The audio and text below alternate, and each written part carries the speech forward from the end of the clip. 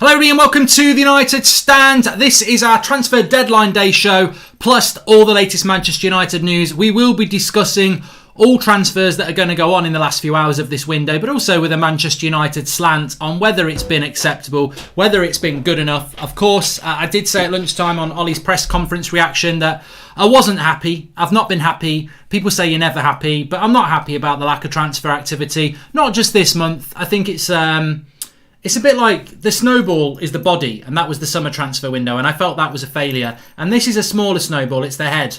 And the carrot is our board.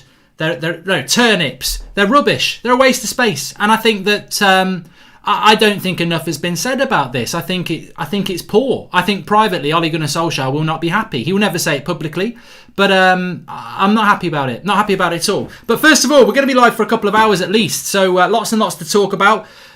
Some topic points we'll be going through, plus I also want to take some of yours as well. The core squad of Manchester United, the matchday squad, the matchday 22, hasn't actually changed. Nobody's gone, so why would anybody come in? Is that an issue? Player of the month, we'll be talking about that. Liverpool's business, what does that mean for Manchester United?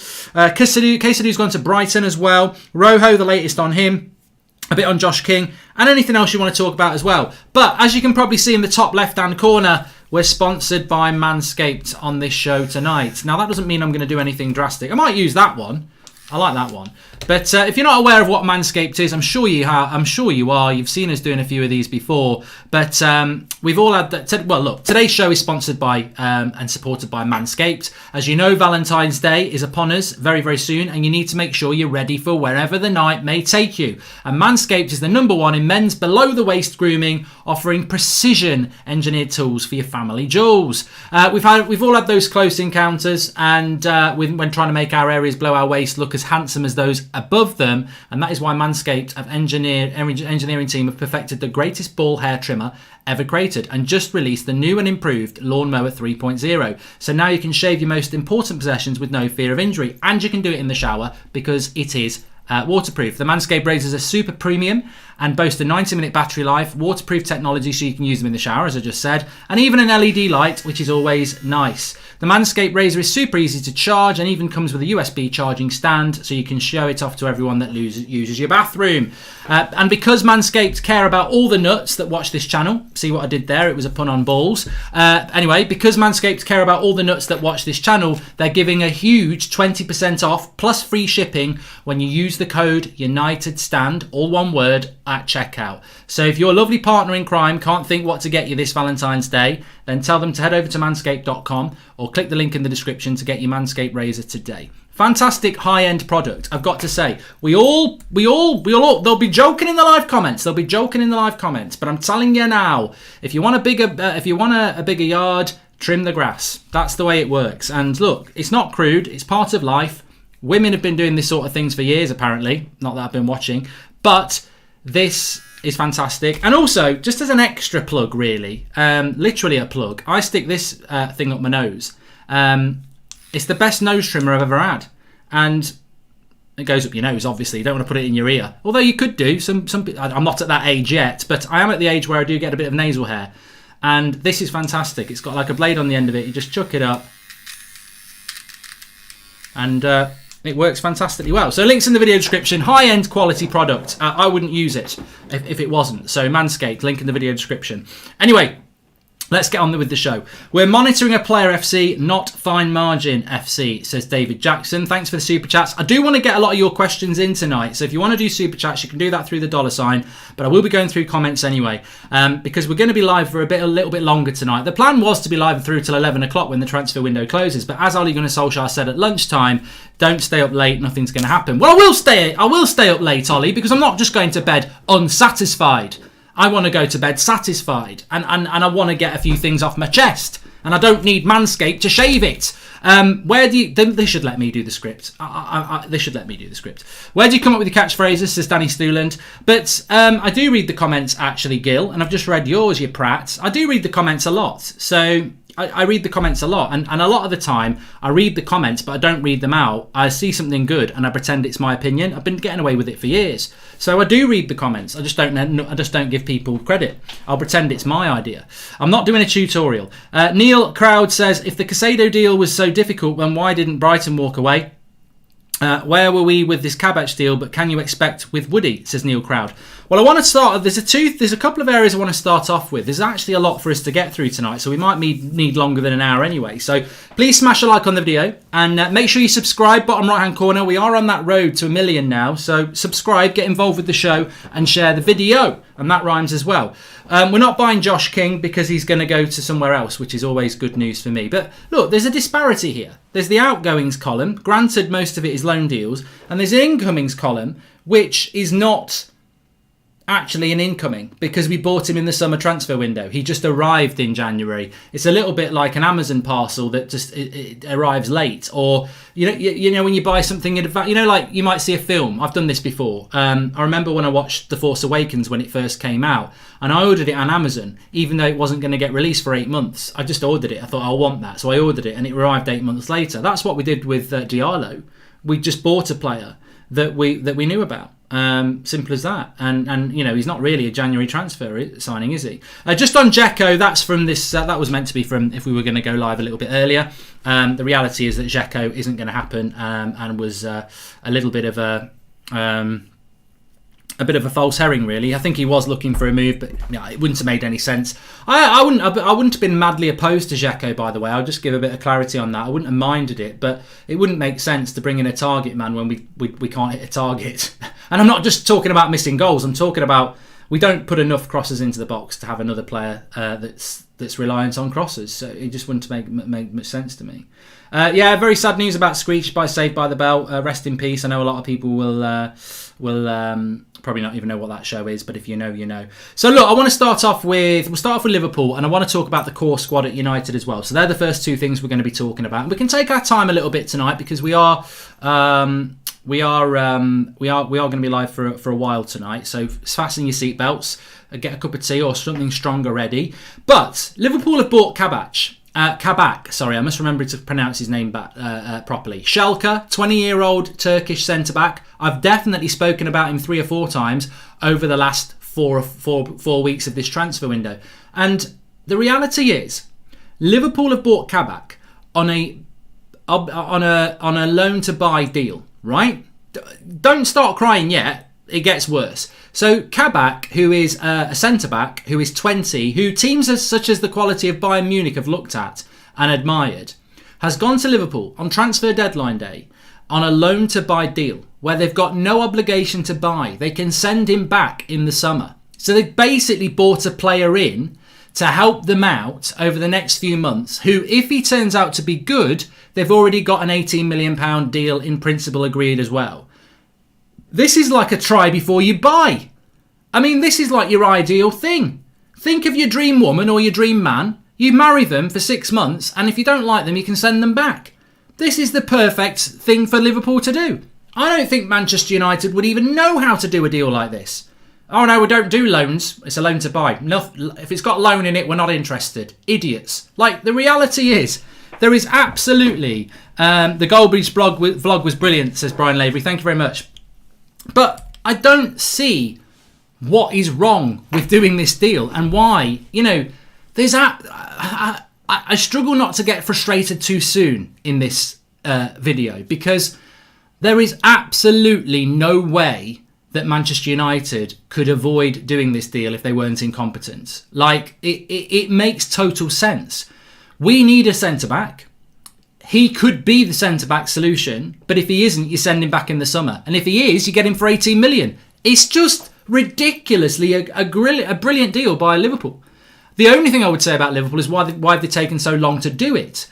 But, it is the last day of the transfer window. But regardless, they've won their last 2 games against West Ham and Spurs. They've got a massive game against Man City coming up. They're looking like they're back in form. They've now brought a centre-back in. In fact, they've brought 2 in, haven't they? Because they've brought that Ben Davies in. Suddenly Liverpool are making moves because they want to win the league. And this is what I was talking about at lunchtime. Where's the ambition from Manchester United? This is the same squad that when the transfer window closed in the summer, most of us said, I don't know whether we'll get top 4. Top 4 will be our ceiling.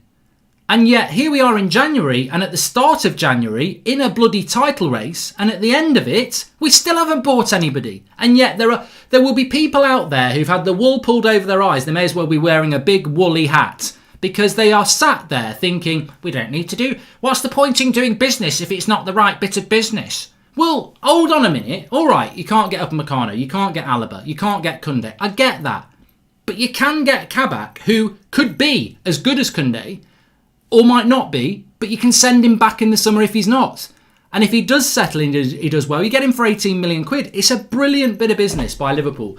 And there's no excuse in this modern day why Manchester United are not able to do business like that. So I applaud Liverpool again. I spend a lot of time applauding Liverpool, and I'm getting fed up of it.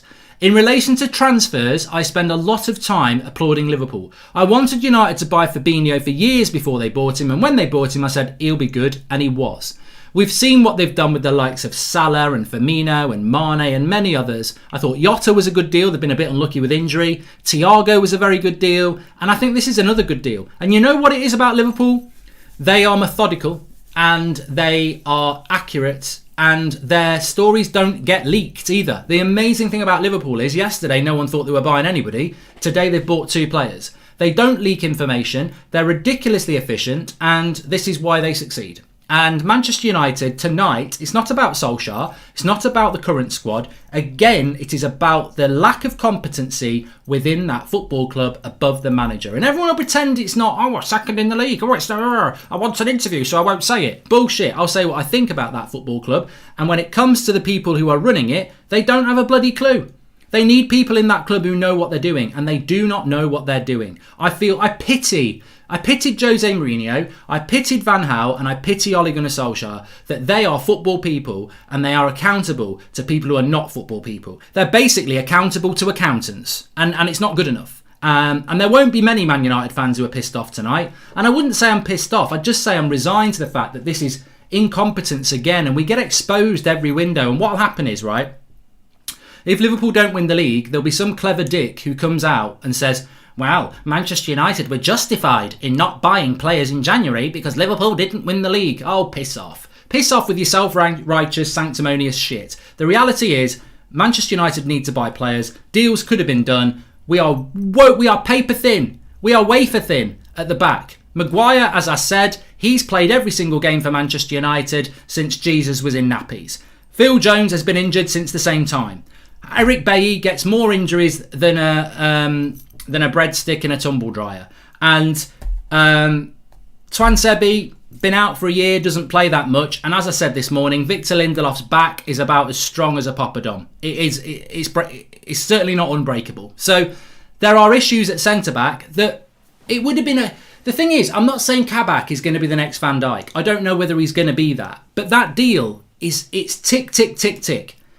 It can't fail for a club like Manchester United, and it can't fail for a club like Liverpool. Now, Liverpool are a little bit more desperate than us at centre-back, but it can't fail for a club like Manchester United.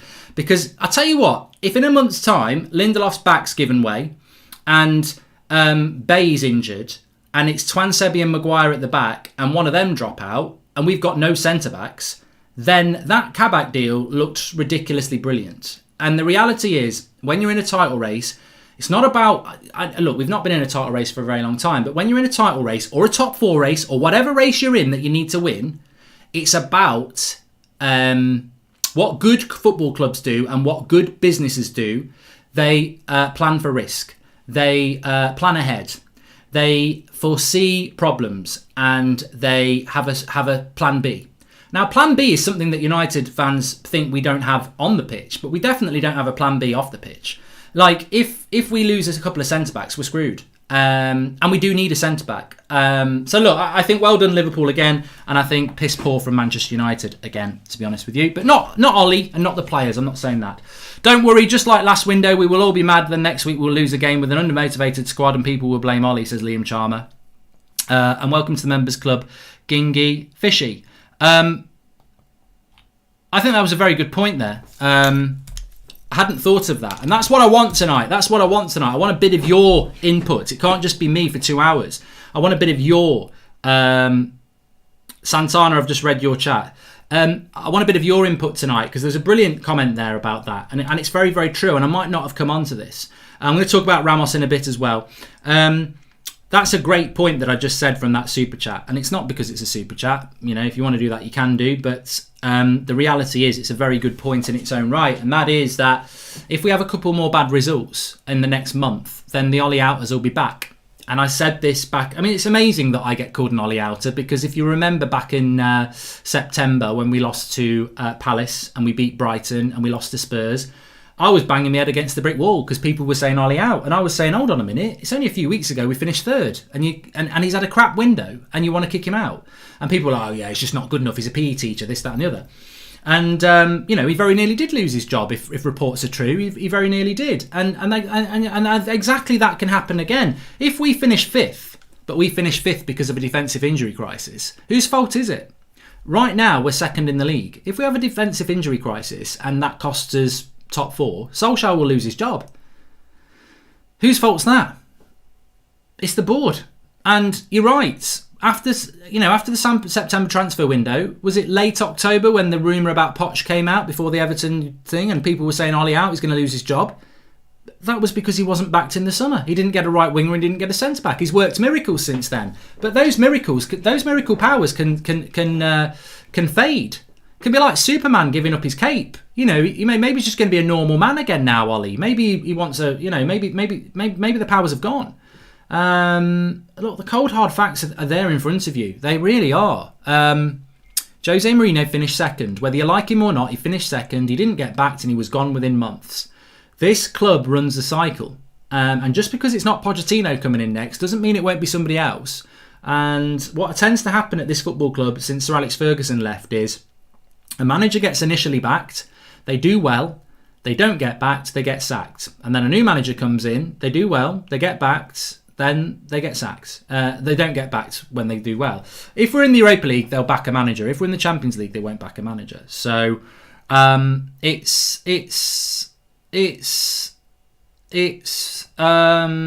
frustrating, isn't it?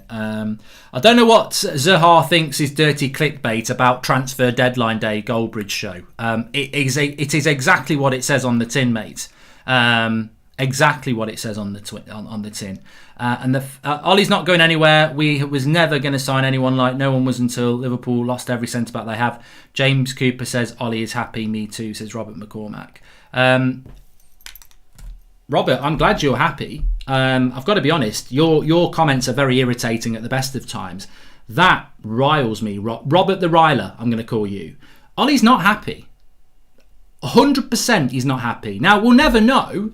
We'll never know because he'll never come out and say it. But he's not happy. He is not happy at all. He wasn't happy in September, and I don't think he'll be totally happy now. I'm not saying he's sat at home now crying into his laptop. I'm not saying that. But is he happy? You're happy if you're Pep Guardiola. You're happy if you're Jurgen Klopp. You're happy if you're a Chelsea manager. Now, look, I know it didn't work for Lampard, but you can't complain. Total backing. Pep, total backing. Klopp, all right, maybe not total backing, but a lot of backing. And the thing that binds Chelsea, Liverpool and City is their football club is owned by people who want them to be the best team in the world. That's what they want to do. And it's not easy to do that, even if you've got owners like that. Well, imagine how hard it's to do that when you've got owners who don't want to do that. And that's what Ollie's facing. And the funny thing about Solskjaer is that if you want me to do it, I'll do it. If you go back to, I think it was around, somebody will know the year, but Ole Gunnar Solskjaer was quoted talking about the Glazers. I think it was in the early noughties at some point. For some reason, 2006 comes out, but I don't think that would be it because he was still playing there. But I'm pretty sure there is on record quotes from Ole Gunnar Solskjaer about the Glazers. And at that time, he said that and he meant that. And just because he's employed by them now doesn't mean that as a Manchester United great, legend, fan, whatever you want to call it, he thinks he's happy with how this club is run. And if you're happy with how this club's run, Robert, then maybe your name isn't really Robert. Maybe it's something else. But the reality is, it's not acceptable the way this club is being run. And I think Solskjaer deserves a bloody medal for what he's done this season because I didn't think we could do this. I didn't think we could be second in the league in January. I thought Chelsea, Spurs, Liverpool, Man City were way better prepared than us and way better equipped. And of course, football doesn't go by prediction, but I think Ollie's done a great job, and I wish the club would back him. They act like they back him, but they don't. They don't really back him. I mean, we can go through that in a minute if you want to. It's the same as when we missed out on Tielemans, missed a chance of a no-lose deal, says Dan Sedge. Since the board isn't interested in investing to win the league, is it really plausible that a top-tier manager will come to this club, says Ollie In. Welcome to the Members Club, Sean Brennan. Ollie loses his job at the end of the season. Rooney has an alright season with Derby and gets bought in like Chelsea did with Frank. I can see it coming. I hope not, Mr. Ferg. I really hope not. Perhaps the board are saving to give Tom Brady a bonus for a potential Super Bowl winning. Frustrated with the lack of ambition, yet not surprised, says Zizou. Well, there's another aspect to this transfer window as well. I must just take a note there. There was something I wanted to talk about, yeah. We will do that. I want to talk about something in relation to transfers summer there. But one of the deals that's happened today, Kabak we've just spoken about. Another one of the deals that's happened today is Caicedo to Brighton. Now, Manchester United, he's 19 years of age. Somebody said, and I can't remember who it was, if he was Brazilian, it'd be worth 50 million already. Now, I don't know whether that's just hype or paper talk. It could be. Ollie is the only active player signed the petition for the Glazers not to buy the club, says Engvi Farman. And Manchester United's shortest title challenge in history started in January, ended in January, says Miguel Garcia. And in 2005, Ollie stood with Shareholders United, a group that opposed the Glazers' takeover, says Road to Dawn. I knew it was something about around 2006. But that's by the by in many ways. So we've spoken about Kabak and we've spoken about Liverpool. And at the moment, Liverpool are a point behind us. And you know what? You're only as good as your last fight. And all right, Liverpool are title winners, but we're a point ahead of Liverpool. This is very similar to Chelsea in the summer. And I hope it goes the same way as Chelsea, by the way, and fails. But the reality is we finished level on points with Chelsea last summer. And history has repeated itself again here. Because Chelsea and Manchester United finished on the same points, but we got third place. Chelsea embarked on an amazing, ridiculous, some would say, over-the-top backing of their manager to try and get in a title race. They gave him too much. They gave him way too much, and he failed. But they did back him. You can't argue with that. Here we are in January. We are a point ahead of Liverpool. We are fighting for maybe second, maybe first, maybe top four, I don't know. Liverpool have gone and backed their manager, albeit a bit late. They've done it. Ollie's not had one player brought in. And again, it's happened again. And for those people who want to take a pop at Ole Gunnar Solskjaer, just listen to that.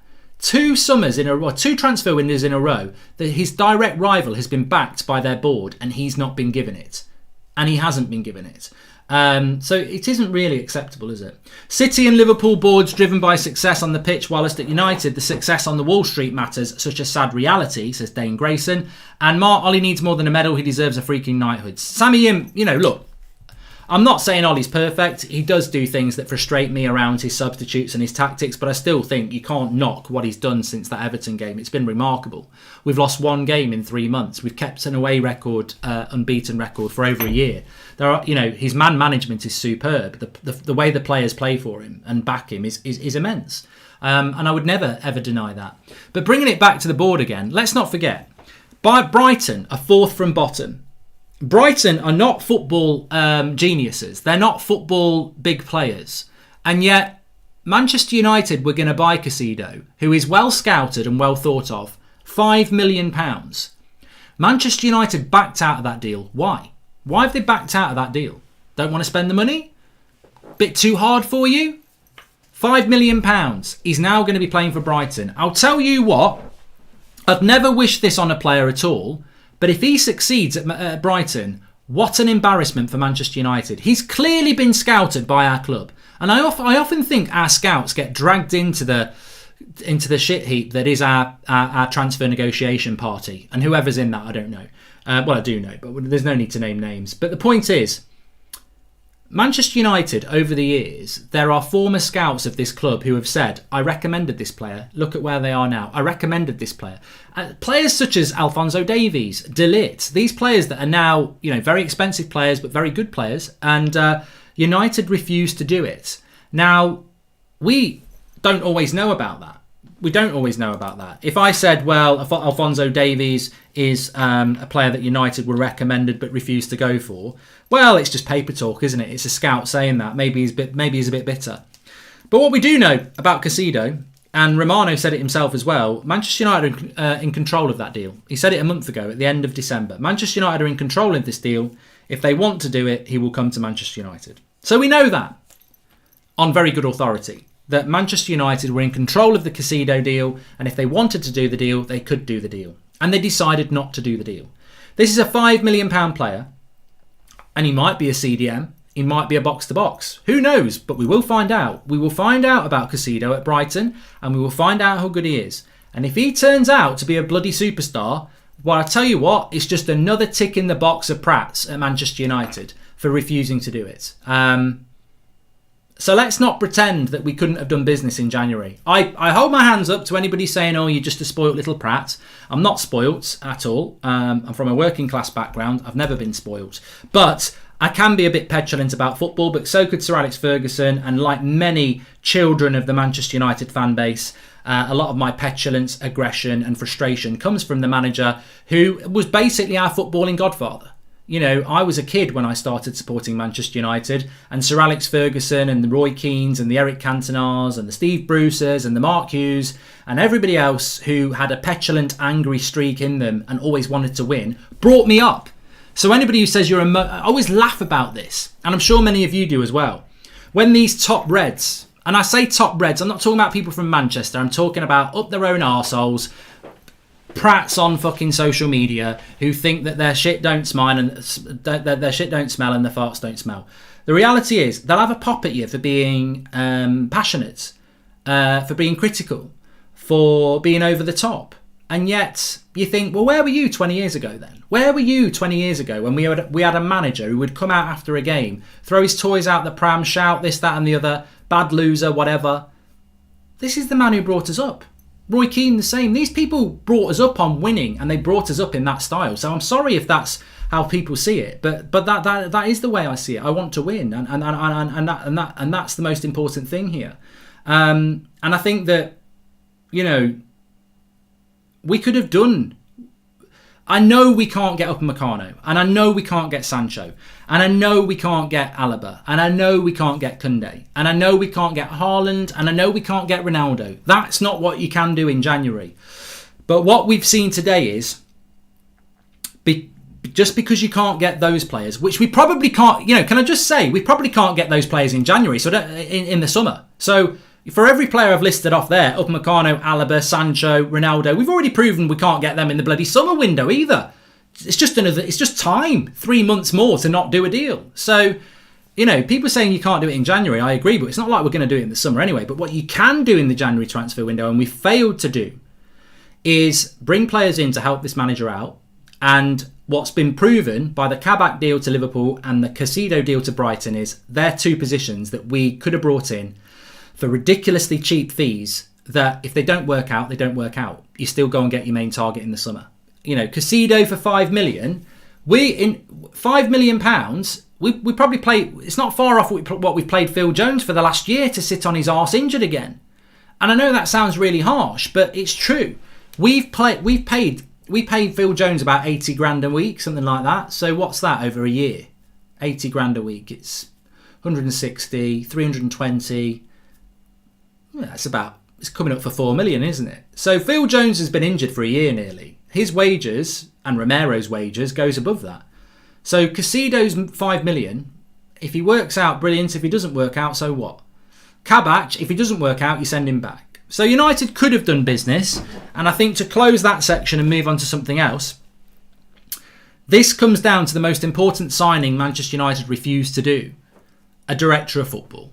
If we had a director of football, we probably would have done both of those deals. But because it's the accountants running the show with no football knowledge, we don't get done.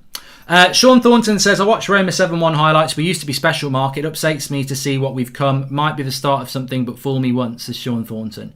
And thanks for the super chat, Sean. The board are happy with top four. They have no ambition to win the league. If we were 6th or 7th, we would have invested, says Alan Burns. Yeah. That's the frustrating thing. When we're far behind, we invest, but when we're in the top four, we don't, and it is frustrating. But what I would say is, I don't want to put I don't want anybody thinking this is anything to do with Solskjaer. I think like Mourinho and Van Gaal before him, he has succeeded with one, some would say two arms tied behind his back, and it's very, very frustrating. Please subscribe to the channel, by the way. I don't know what we're doing on subscribers, but we've got plenty of people tuning in. We are going to be live for a while, so yeah, that's fantastic. Thanks everyone for tuning in. I'm just going to check the latest news. Liverpool have completed the signing of Ben Davies, apparently. Casido we've spoken about already. And let's come back to the live comments.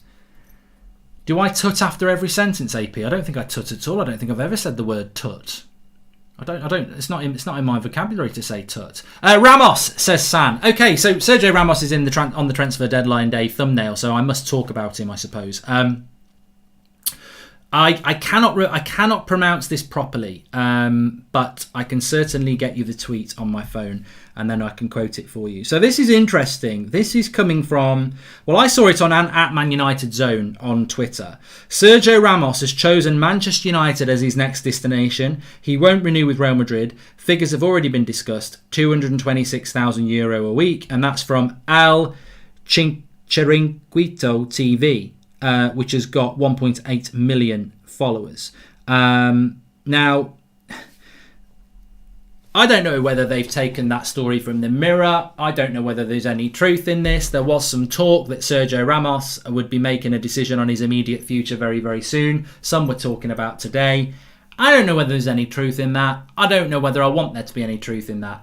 But I expect Sergio Ramos to sign a new contract at Real Madrid. And I think Sergio Ramos wants to sign a new contract at Real Madrid. But if he can't get the contract he wants, then Manchester United will come into consideration. Is Sergio Ramos the signing that Manchester United need? You know, in some ways, I've got to say about Ramos before I say what I really think. But I do think this as well. In relation to Ramos, I look at that team against Sheffield United. I look at that team against Arsenal. And I think about Harry Maguire, and I think about leadership, and I think about the captain's armband, and I think about Sergio Ramos. And with all due respect to Harry Maguire, it's like having a mouse as captain and a lion as captain, because Sergio Ramos, as a footballing leader, has very few peers. He's probably one of the best football captains in the last decade, bar hardly anybody. So Harry Maguire can't compete with that anyway. And you think about a captain leader mentality like that in your team, and you think, well, look, how do you lose to Sheffield United with a captain like that? Because that's the problem with United at the moment, isn't it? That's the Sheffield United loss. So Sergio Ramos would bring a lot to Manchester United, but it would be a short-term fix. It would be a short-term risk. It would be an expensive short-term risk, because he would be expensive. He is getting on a bit, and he's never played in the Premier League. But look, I still believe he's one of the best centre-backs in the world. But I want to build for the future. But on the other hand, I do also think that we lack proper leadership. I was appalled by some players against Arsenal who'd played poorly against Sheffield United and then played poorly against Arsenal. And you're like, that's always a worrying trait for me when a player plays badly in a game and reaps the whirlwind of negativity that's out there, whether it be from the manager bollocking them, their own self-pride, fans not happy with them, but then in the next game, arguably go and play as bad. You're like, where's your motivation? Where's your bounce back ability? Where's your leadership? Where's your pride?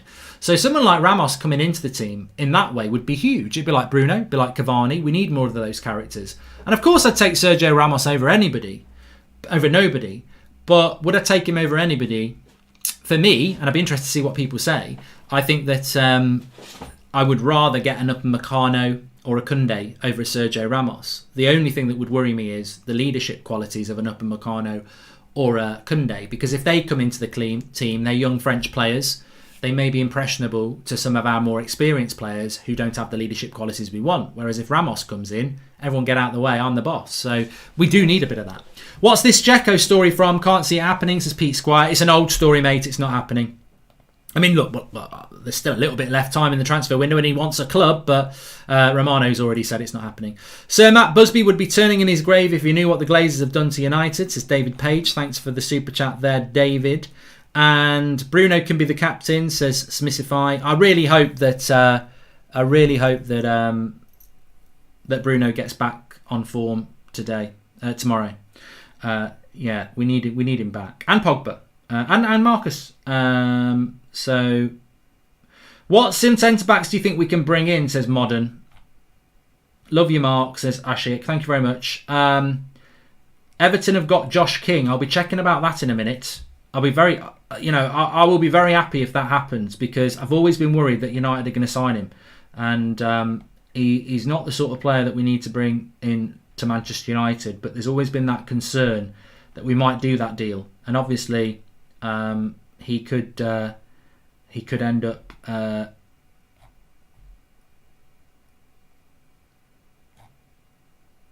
Man United in the future while he's looking for a move. Ramos would be like Thiago Silva. No thanks, says Sean Negative Turner. And I think that's the concern as well. What centre-backs would I bring in? Koundé, Upamecano, Konate, Varane, and probably about 5 or 6 other ones that are decent players around Europe that would improve us. That I don't even know the names of. I trust my scouts. The board are happy with top 4. They have no ambition to win the league. I've done that from Alan Burns already. Why people love to criticise Bruno is Pogba stands want him to be the scapegoat like Pogba was. If we don't win, blame Bruno. 91% pass accuracy last time, says John. Bruno is the new scapegoat. I said that though, John, didn't I? I said against Arsenal. I've not checked any of the stats for that game because it was a shit game. But I did say I bet Pogba and Bruno's pass retention rate was absolutely fantastic because there was nothing going on ahead of them. So, yeah. One thing I did want to bring in is that some people seem to think that Ollie got backed in the summer. Ramos gets too many red cards, says Rudy Cox. Some people seem to think that Ole Gunnar Solskjaer got sacked in the summer. He didn't get sacked, and he didn't get backed. Hi Mark, just tuned in. Watched Ahmed play in the under-23s the other day. I personally would be giving him minutes against Southampton. What do you think, says Ian John. I totally agree with you. And De Gea captain, says Uzanda. Ramos is about to negotiate with City, and if Real accepted an official bid, we might have got him, says Rapid. I haven't seen anything about that. And let's just hope the angry fans don't go headhunting Woodward at his family home again, says David. Well, no, we don't want anything like that happening. We ain't signing anyone, let's get it right. Plus, Ollie does not attract big names. Embarrassing that he couldn't get Haaland, says James Churchill. And again, people are starting to turn on to Ollie a little bit there. But let's look. I mean, one thing I've been quite consistent about through this January transfer window is that it's just an elongation of the failure of the summer transfer window.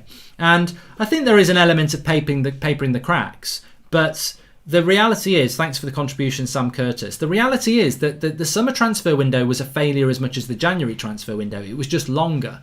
Now, the summer transfer window, in many people's eyes, was a success when we bought Donny van de Beek in. But a signing must be looked at in relation to the way the manager treats that signing.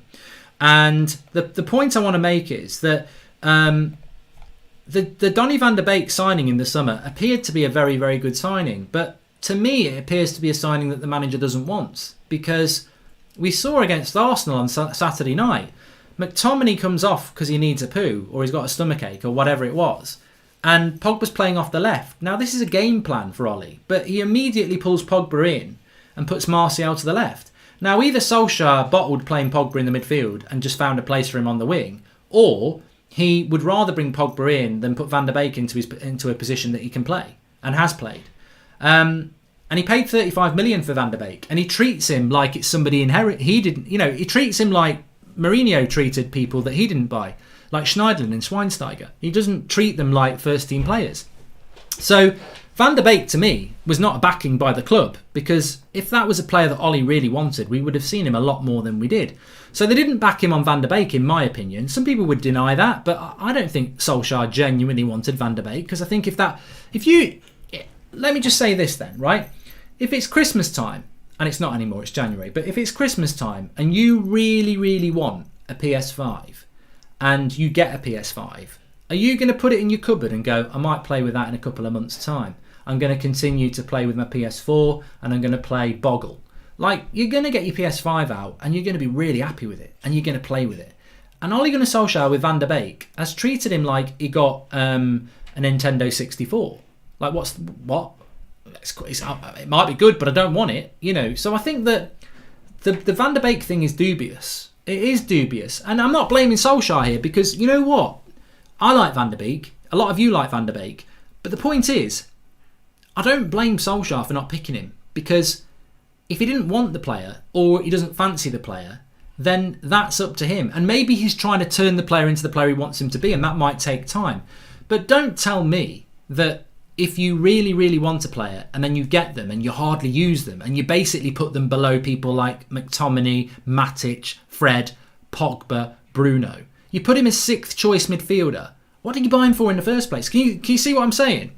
We need a centre-back. Last 5 games, Maguire has partnered Matic, Twansebi, Lindelof and Bailly. You cannot win trophies like that. Ollie in, board need to back him, says Dan Skidmore. And Donny van der Beek would make a huge difference. I don't mind Ollie, but he needs to start. He can make a difference like he did at Ajax, says Danny Stuland. And with the current state of our rivals, if Pep or Klopp was our manager now, I think we would be clear at the top. Ollie don't do it this year. He never will, says Sean Negative Turner. But just going back to that point there, Donny's our most intelligent player, says ZP, and Thiago Silva was a class signing, and so will Ramos be, says Nathan. Well, I've seen Thiago Silva cost Chelsea points, mate, so I don't think he's been a class signing at all. I think he's a class player, but I wouldn't say he's been a class signing yet. Well, what I want to say here is that if you look at Manchester United at the end of last season, there was no doubt that we needed to bring players in, as we know. However, explain me this. And I like Van der Beek and I like Solskjaer, but there's definitely something in between. You've got Van der Beek, you've got Solskjaer, and there's something going on in between.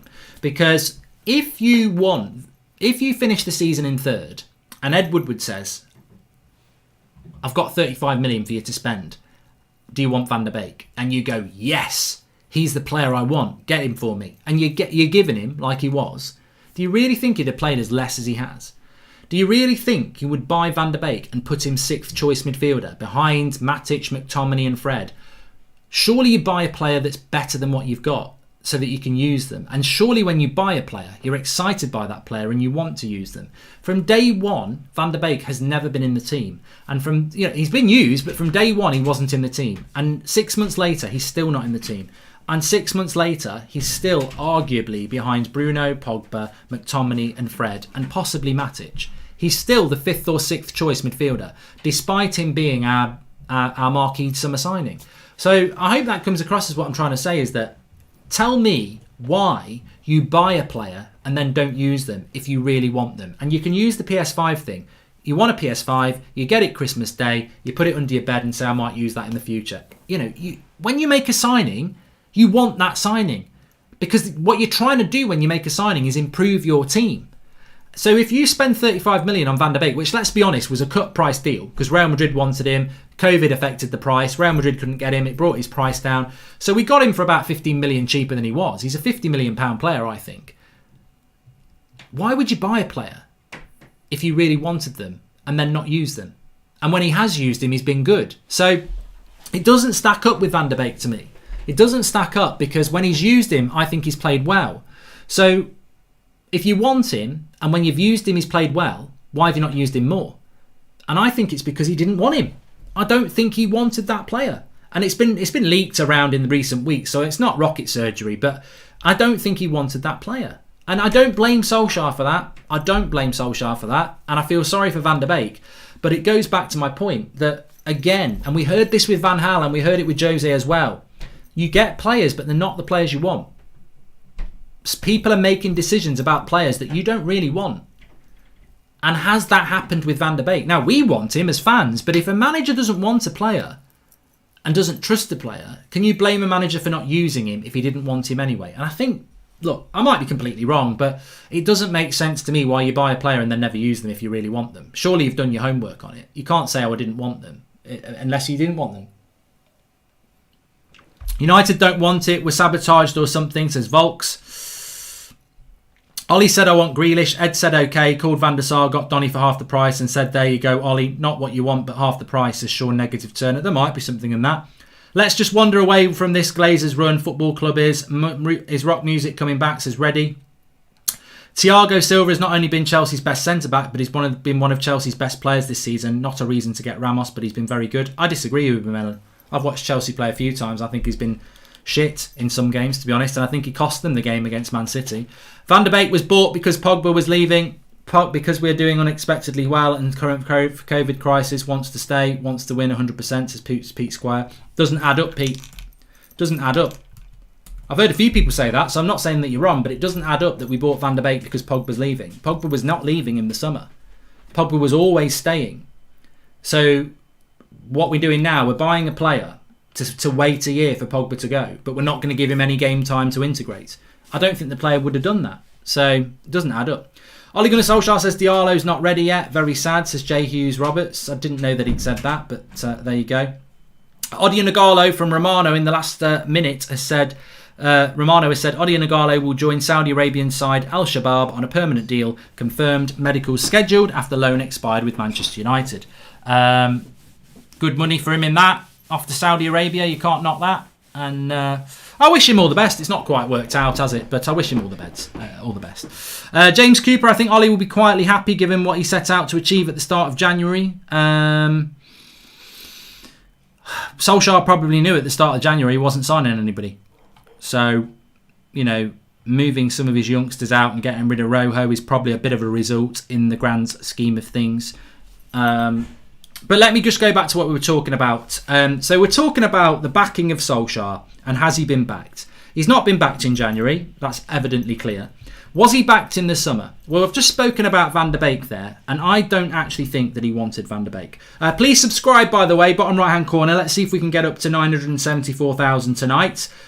We are about 400 away. Bottom right-hand corner to subscribe. Get involved with the channel. We're live every night at 8 o'clock, every morning at 10 a.m. We'll have got the watch-along tomorrow, match reactions, fan forums, lots going on the channel, so get involved. So Van der Beek doesn't appear to be a Solskjaer signing.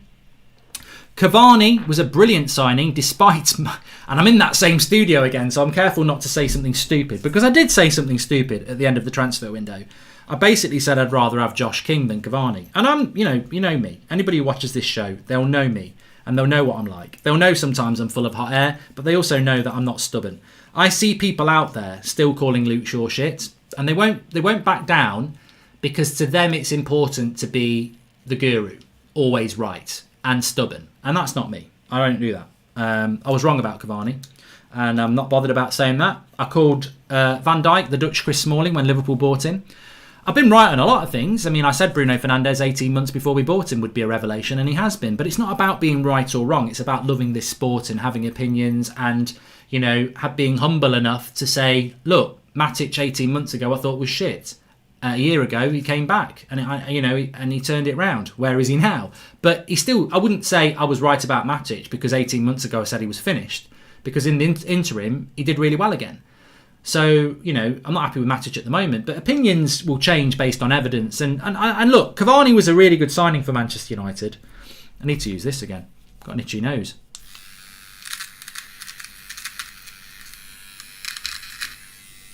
Sponsored by Manscaped. Links in the video description. You can use one of those for down there and one of those for up there. Fantastic products. I use them all the time. Don't think about me using that one, but you've just seen me using that one. You can get 20% off with Manscaped. Links in the video description. Just use the United Stand, all one word as your code. And to be honest with you, I've had one of those before.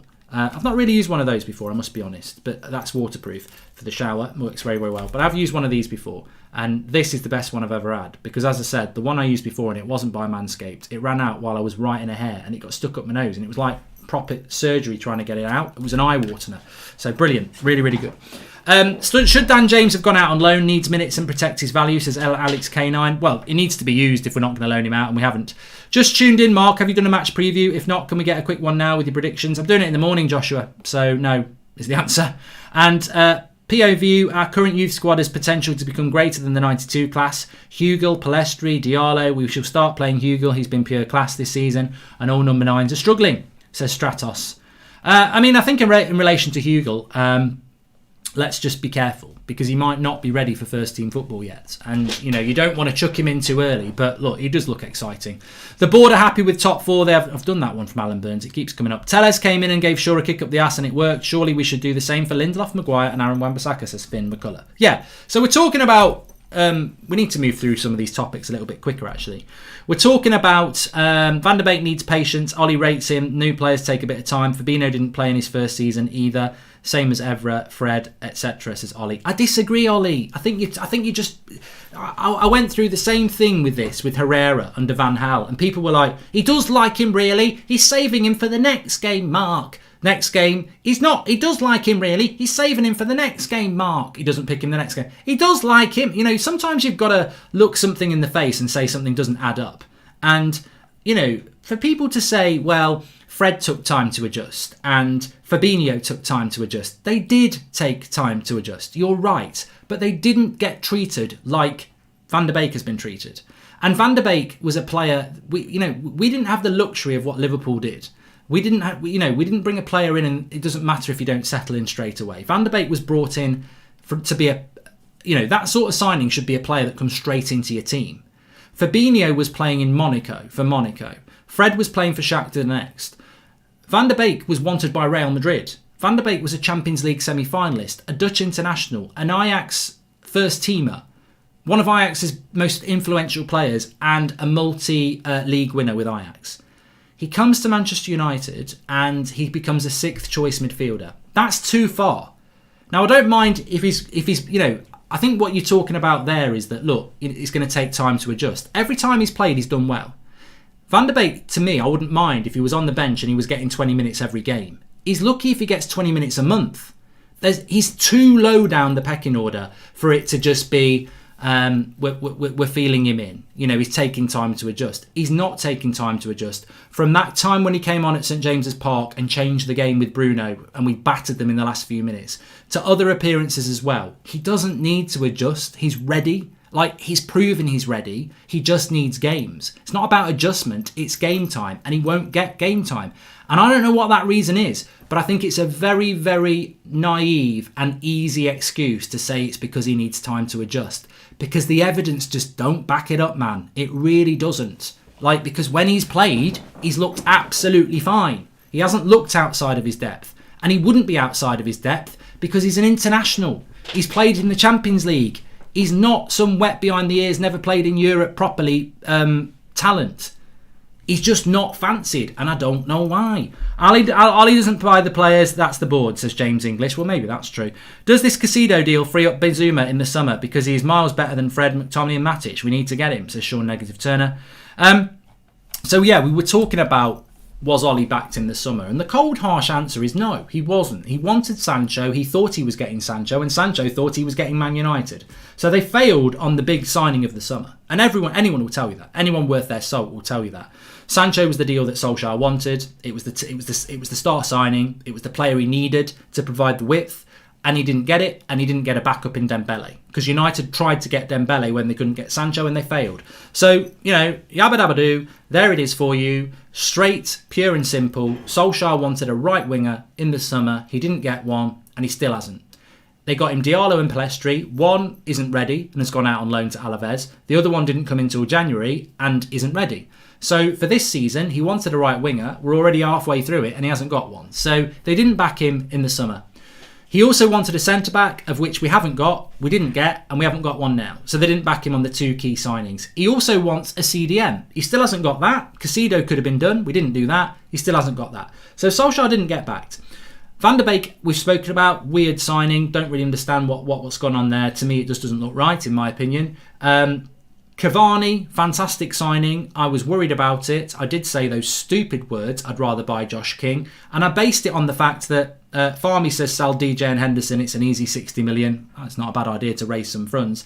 And Humish says, breaking news, just in, Sky Sports, Man United have entered the race to sign PSV centre-back. No one, subject to Woodward being a Pratt. Good one, Humish. But, my big concern with Cavani was that, and again, the incompetence of the board is echoed here loud and clear, that we bought a player, was it 2 days before the transfer window closed, when he'd been available for 6 months as a free agent, that nobody else wanted. So I don't apologise for having the opinion I had. I was very, very angry. I mean, it was literally probably about this time on transfer deadline day for September. I remember Flex was on, and it was probably about this time. We hadn't got Sancho, we hadn't got a right winger, we hadn't got a centre-back, we'd had a crap transfer window, and Cavani's going to wear the number 7 shirt. And United are unveiling him like it's the signing of the summer. And I lost it. Petulant again. I did lose it. I said, what a load of bollocks. I'd rather have Josh King. He's injury prone, and nobody wanted him. It's desperate, it's expensive. And I actually agree with what I said, by the way. It was panic, it was expensive, nobody else did want him. But it's worked out.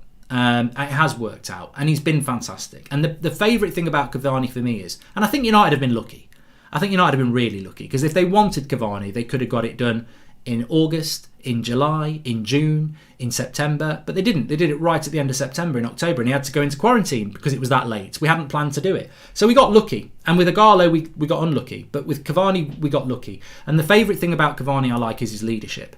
But his injury record is bad over the last 2 years, and he has already been injured for us. So, Cavani, forget the misses against Arsenal. At least he's in the right position. I think he'd score that in the next game. But I think Cavani is still a concern because he could get injured. And if he gets injured, we're screwed. But Cavani's been a good signing, but it was a desperate signing. So that's not backing your manager. That's desperate. Tellez was a good signing, and Luke Shaw has benefited from it, but he's a backup left-back, or he's a first-choice left-back. But at the end of the day, it's a backup. And Diallo and Palestri were kids. So we didn't back Solskjaer in the summer. We didn't get his 3 priority signings, which were right winger, centre back and centre midfielder. And we still haven't done it yet. So the case is closed as far as I'm concerned. They didn't back the manager. Welcome to the Members Club, Farmy9. Can't stay for long. Can you give the general rundown? Says Lorex. God knows. No, we were talking about all sorts. We need a director. I can imagine only Ollie like Anakin Skywalker in a Jedi meeting not getting what he wants, says Robert Johnson. Ollie has gotten too reliant on McFred, restricting us elsewhere on the pitch. We know Pogfred works, but we're never winning anything with Linda Guire, says Matt Roseblade. Alan Burns, we've done. Your opinion on Liverpool's Ben Davies signing, says Janusai. I don't know anything about him. I thought it was the lad from Spurs. I don't know anything about him, but it's a signing. It's another centre-back. So they've bought 2 centre-backs, Liverpool, or loaned one in. Should Ollie consider a diamond to squeeze Donny in, says Ryan John. No, I don't think Ollie should move away from 4-2-3-1 now. But how come you don't follow United on Instagram? Said somebody. Calvin. I probably unfollowed them after the last transfer window, to be honest. Yeah. But no, this is the next thing I wanted to talk about. Do get your questions in, by the way. Lots and lots to discuss. But the next thing I want to talk about, and I've got to give a shout out to Luckhurst from Manchester Evening News, because it drew my attention to this, and I'll expand it into a really good topic, but it was him that gave me the idea. And what he basically said is that Manchester United have not removed anybody from their core squad, despite Rojo going. Despite the lads that have gone on loan, none of these players are part of the matchday squad. And a matchday squad is 20 players, isn't it? 18 sometimes, but probably about 21 players. Lingard wasn't really getting on the bench. Rojo wasn't. So for all this, he'll be happy with what he's done in the January transfer window. I think he will be happy with getting rid of Rojo, because it's 80 grand a week, and Lingard, it's 80 grand a week, and they're not even getting in the matchday squad. So in that sense, he'll be happy. But when you talk about players coming in, I think it's really important here, and I want to get what you people think. I think that you good people think, by the way. I think that when you look at it, Man United need to buy players, but we're still top heavy. The matchday squad is top heavy. Like, you buy Kabak, right? Kabak, or you buy Casido. Where are they going to get in that matchday squad? Where are they going to go on the bench? Diallo can't get on the bench. So, yeah, Rojo's gone. Romero hasn't gone yet, but needs to go. Phil Jones needs to go, although he's been added to the matchday squad apparently, the matchday squad for Premier League games. Lingard's gone on loan. Mengi joining Derby on loan. One for the future. I hope so, Callum Rogers. I really hope he tears it up at Derby, actually, because if he tears it up, then we might have a player for next season. But the interesting thing for me is that we want to bring players in, and we're happy that people like Rojo have gone. But we still have Deadwood in this squad, because the team is top heavy. And look, what I'm going to do here is, let me just type this in, and I will give you a list of names, and you can tell me who needs to go from this, because this is a Manchester United matchday squad. I'm just going to get you a matchday squad here.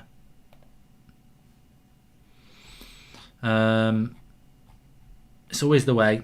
Always the way. When you want a Manchester United date, I see them all the time, and I can't find an article with a Manchester United match day squad on it now, which is bloody typical. I'll find you one.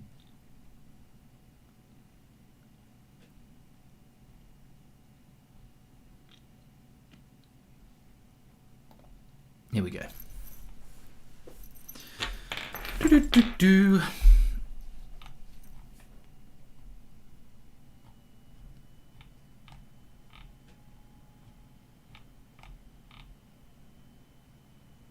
So, this is Manchester United's matchday squad for you. Okay. Now, Mourinho was not backed by the board, but that doesn't mean he was good. Same with Ollie. The way we're playing it is evident that we're not well coached, says Praveen. So, right. If you want to bring new Manchester... If you want to... Kabaka's a worse player than Twansebi, says Ollie. Well, we'll find out, won't we? If you want to bring in new players to Manchester United, this is a really, really good point. Wazim, how can you be clickbaited on a show that says transfer deadline day, you twat? Piss off. Get out. No, we don't want knobheads like you. Just piss off. Hi, Mark. Can you call Aidan O'Toole a prat? It's good job he wasn't Wazim. I'd have called him worse, Specs.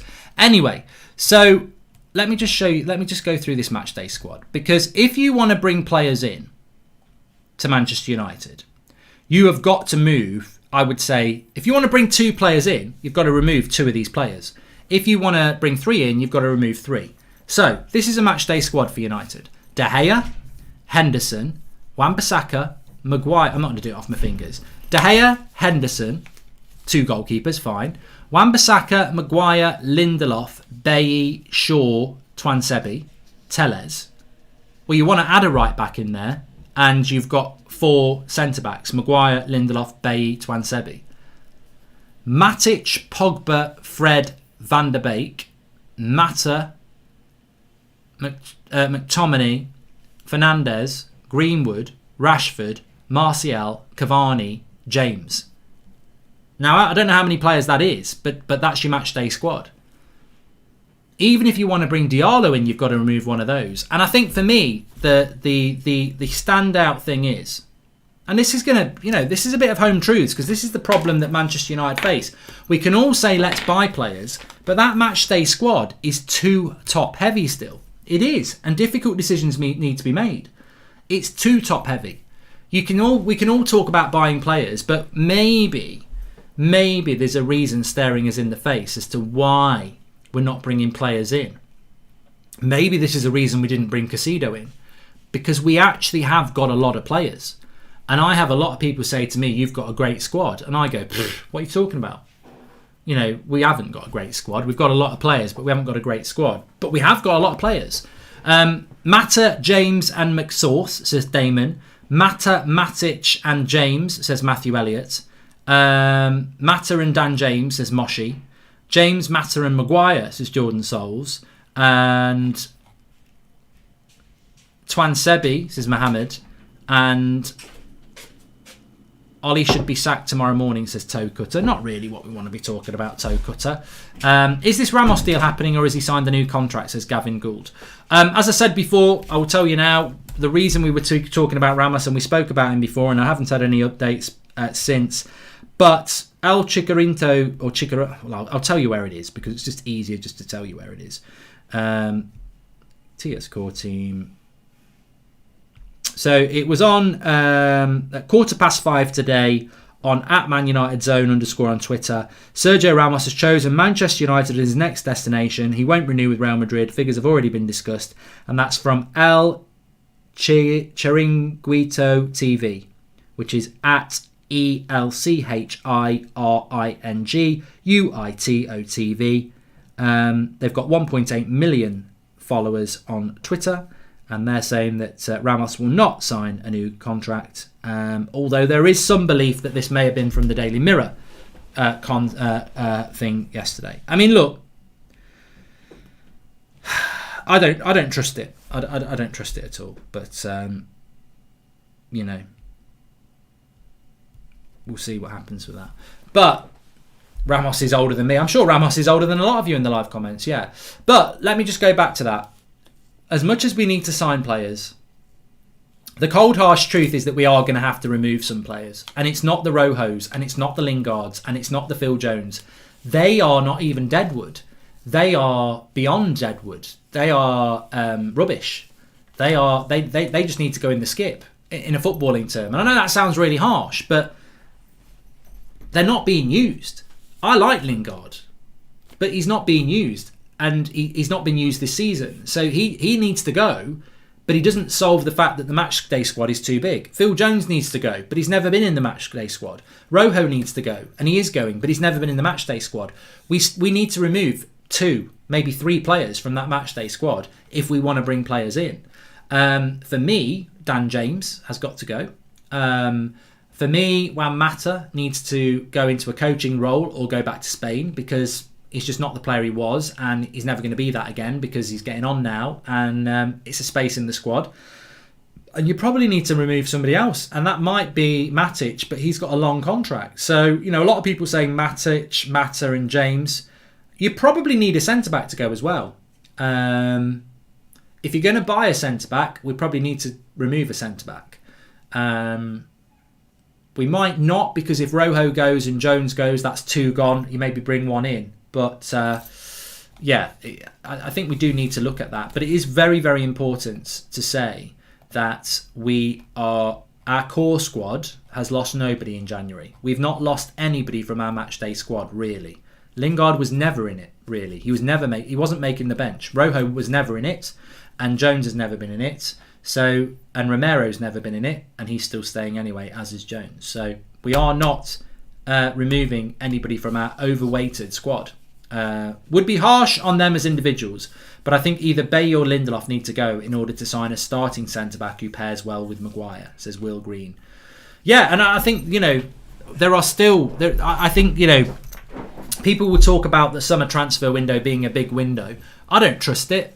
I don't trust Manchester United anymore until somebody's holding their shirt up. I don't trust it to be a big window. I'm not falling into the trap. I said it after the last summer window. People were like, we've got the January window. Go back and see what I said. I said, I'm not interested in the January transfer window. We won't do any business, and we didn't. And I'll say the same again. I mean, Pogba could go. Actually, Pogba could go. That could be a space that goes. Good point. But I don't believe we're going to do big business in the summer. COVID will still be an excuse for 18 months, and United will rinse it like a bloody flannel. They'll rinse the bloody excuse out of that as much as they can. Twist, twist, twist. COVID, we can't spend any money. So that's probably the next 3 transfer windows where United can say COVID has restricted us. I also don't think United are capable of doing more than 2 big deals in a summer, and that's ins and outs. And if Pogba goes, that will take most of Woodward and Judge's summer anyway. So I think the best we could do this summer is Pogba go, Sancho come in. But even then, that's ridiculously hard. So I'm not expecting... I don't think any United... Lee Grant's still at the club, David Page. You've got to have 3 goalkeepers, to be fair. Welcome to the Members Club, Apollo Dan Music. Thank you for joining. And the only way you can get rid of players is if you plan transfer to backfill, and that does not seem likely considering the crap management of transfers, says Samir. And Mata and Matic are past it. Dan James for a loan or sell. Williams loan. If you got a good centre-back, I would dump Lindelof out the 4 we have, says Josh Canning. But, Josh, straight away, you're getting... It's not that you're not... it's not that you're not talking sense, but what you are talking is a lot of work. To sell Lindelof and Bailly takes work. To sell Matic and Mata takes work.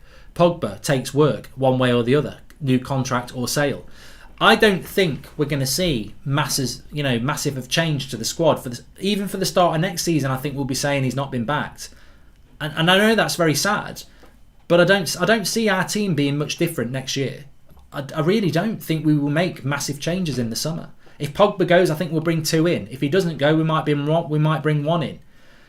I don't see a big change at Manchester United at all. I just don't think we're capable of doing that. And it always comes back to the same old thing. Director of football. We need a director of football, because what a director of football does is, from tomorrow, he's working on the summer transfer window, if he's not working on it already. Griezmann nearly came to Man United all those years ago. And it was like that. It was a bit like Sancho, really. But it was literally... They'd been working on the Griezmann deal properly since the November, and it fell through in the June. We'd been working on Griezmann to Manchester United for about 7 months, and that's how long a big deal can take. And the only reason Griezmann didn't come, he walked all the way up the garden path, he knocked on the door, and then he ran off because Atletico Madrid got that transfer ban, and morally he didn't want to leave them in the lurch because they couldn't replace him. We'd been working on that deal for months and months and months. If you've got a director of football, he's working on ins and outs now for the summer. I don't know whether Man United are doing that. We don't seem to be able to do that. I don't know if you have talked about this, but Liverpool signing Kabak from Schalke, who played 19 times and conceded 49 goals this season. Do you think he's actually good? What's your opinion? Rishav, all I'd say about Kabak is I don't know how good he is. And I don't know how good he's going to be in the Premier League. How could I? He's a player United were linked to. It's a player United didn't buy, but it's a deal United could have done because he's on loan until the summer. And then they've got an option to buy or an option to send him back. If they buy him, he's 18 million. If they want to send him back, they send him back. How can it be a bad deal for Liverpool? They can't buy Upamecano, but they can bring in Kabak, who is a player that Bayern have looked at, that United were looking at, and they've taken. If he works, it's a masterstroke. If he doesn't work, they send him back. So I think people look at the deal and go, wow, he's not that good. But you don't know whether he's going to be good. He might fail, he might not. But it gives Liverpool a centre-back. It gives them cover. It gives them a player that they'll probably play straight away, actually. I think it's a great deal for Liverpool. Good to see Mengi to Derby. Do you think our loanees will do great and get play time? Palestri will blossom in Alaves. We've chosen great clubs for them, says Chelsea. I hope so. Thank you for the super chat there from Varan Ramash. So yeah, I think it's a good deal. And I think, as I said, I've said it a few times, with Caicedo to Brighton and Kabak to Liverpool, what it has shown is that if you want to back your manager and if you want to do deals, you can do deals. They're not expensive deals. It's not like the 50 million we spent on Bruno a year ago. These are 5 million and a loan. They're very easy deals to do. But maybe Manchester United aren't doing them because their squad is top heavy. Like I said, the matchday squad is massive. The problem is we don't appreciate how big our matchday squad is because we don't rate our matchday squad. We look at the bench sometimes and we go, oh, for fuck's sake, if we need to make a sub, it's Mata or James or Matic or someone like that. But we have got a lot of players. They just are at the level we need to be. Don't forget, we've got Andres Pereira and Joel Pereira coming back next summer as well, says Philip Burtonwood. Oh yeah, mate, there's so much dead wood in that club. There really is, but we've been on about that for years. It's not nothing new. Every transfer window now for United fans is depressing, says Gerard Kennedy. I'm just glad we've got a game tomorrow. Really glad that we've got a game tomorrow because it can take our mind off what's been shit. Please subscribe, by the way, bottom right hand corner. Let's see if we can move up to 974,000 tonight. We're going to stay late. We're going to stay live a little bit longer tonight. Normally it's 8 till 9, but it's transfer deadline day, so why not just continue having a chat? What's up? Hope everyone had a great Monday, says Matt B. Mark, Josh King off to Everton, says quick clips. If it gets confirmed, I'm celebrating good times. Come on! Grealish, here we don't go. Yeah. Matic is way more useful than Mata and James. Mad disrespect, says Marco. Look, I still think Matic could be important, but I've got to be honest with you. I was disappointed with Matic on Friday, on last week against Sheffield United. I was really disappointed by it. I thought he was... I've said about Matic before that he's lost it a little bit, but he was really disappointing in that game. And I do wonder, because Matic is way better than that, and I know that Ricky and people will say he was man of the match. I don't think Ricky did even say that, to be fair, but he was bad against Sheffield United. And look, if Matic goes in the summer, he goes in the summer, but I would like to see him offer something. Apparently Minamino's off to Southampton as well. I'm just checking on my phone here. That does surprise me if that is true. Let's have a look. Yeah, I don't know about that. Mark, you don't seem that angry that we got no centre-backs, says BM04. Checked the show an hour ago. I can't be angry for 2 hours. It's hard to get rid of players when United give stupid contracts like Matic out. Matic got a 3-year contract a year ago as well. I mean, mate, you know what? I'm not going to talk about this for long unless people want me to talk about it. Everton and Fulham have verbally agreed deals with Bournemouth over Josh King. Get in! I'm very celebrated about that because I was always worried that he was going to come back to Manchester United. But I don't want to talk about this too much, but director of football is still the biggest job Manchester United will not fill. And I can only give you opinions on this. But Southampton are working on sensational 11th hour deal to sign Minamino on loan from Liverpool. Advanced but not done. Interesting.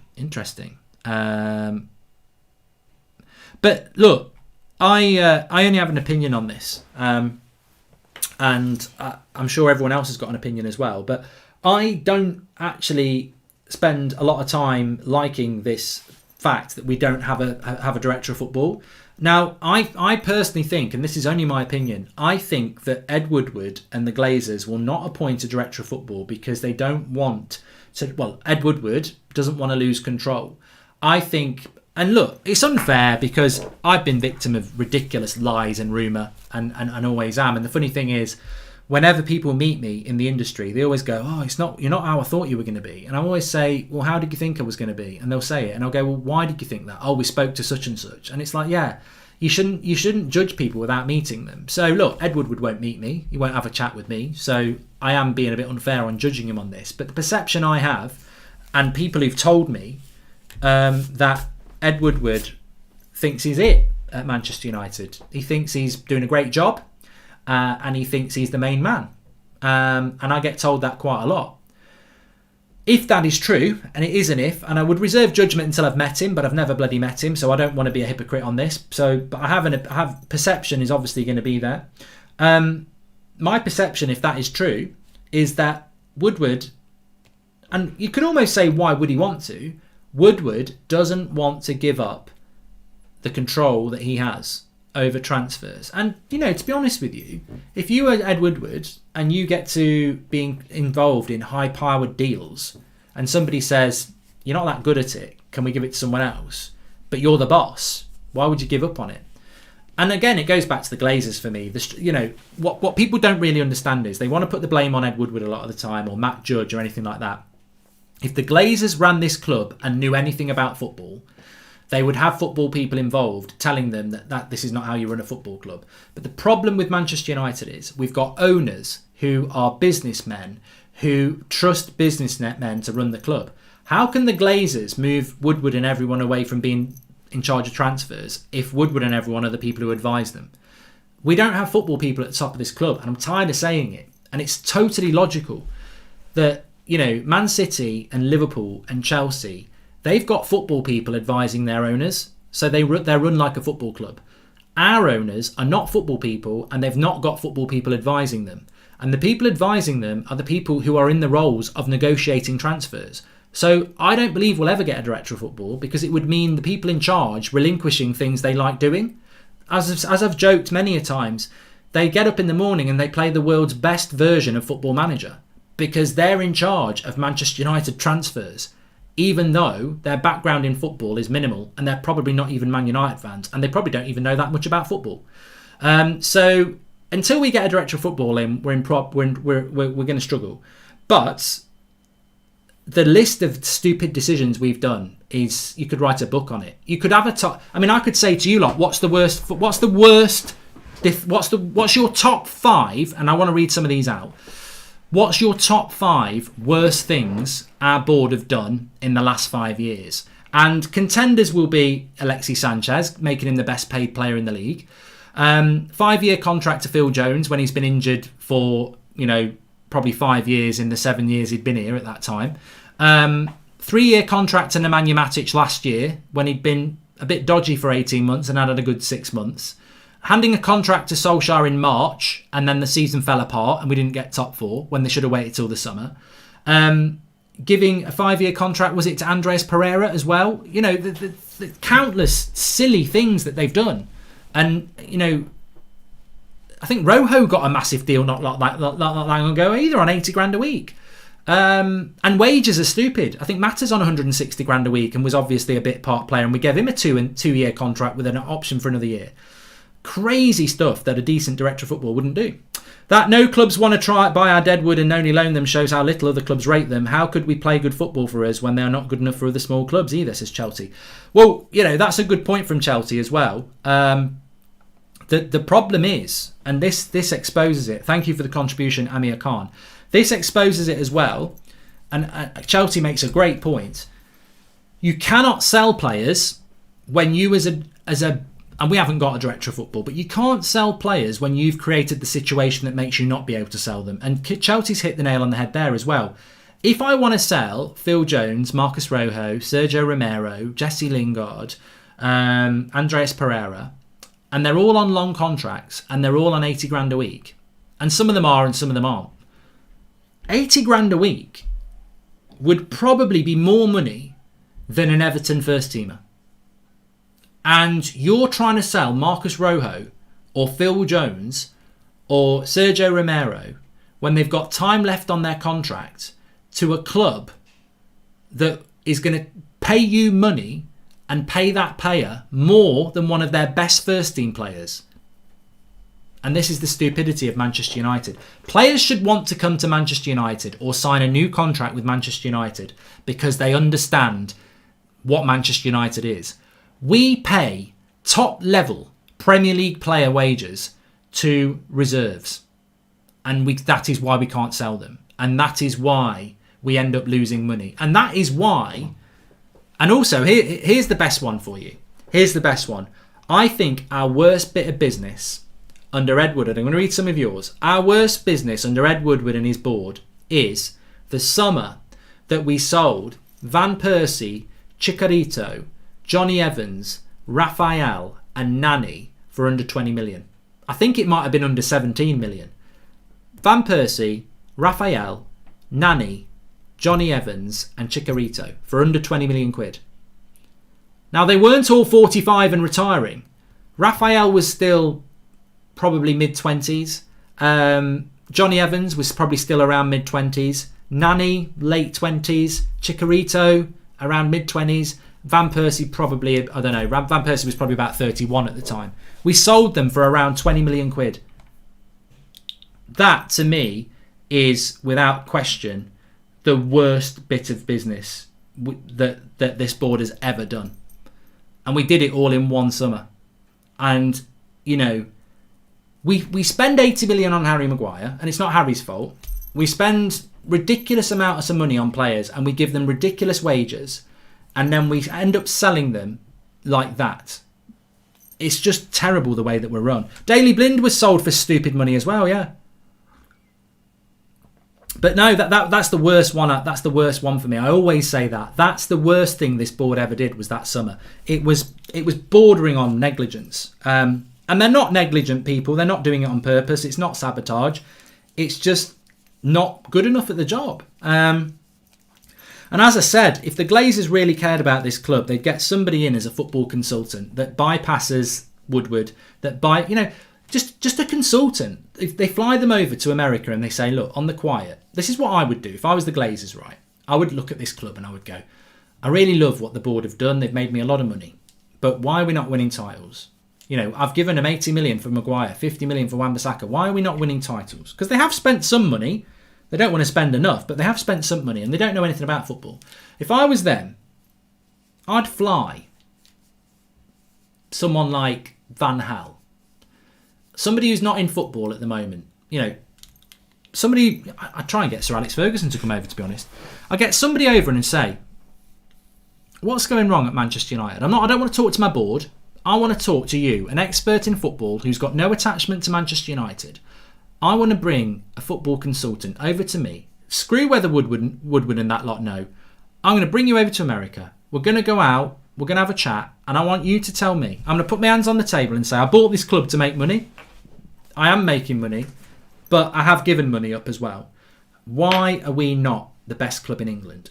Shoot from the hip. You bad hip.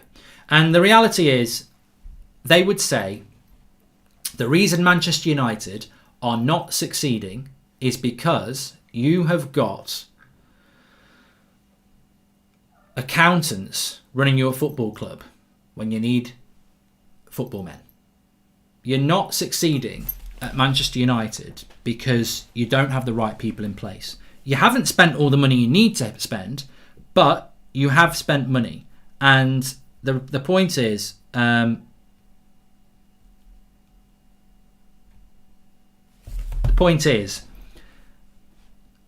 you could be doing a lot more with what you've got.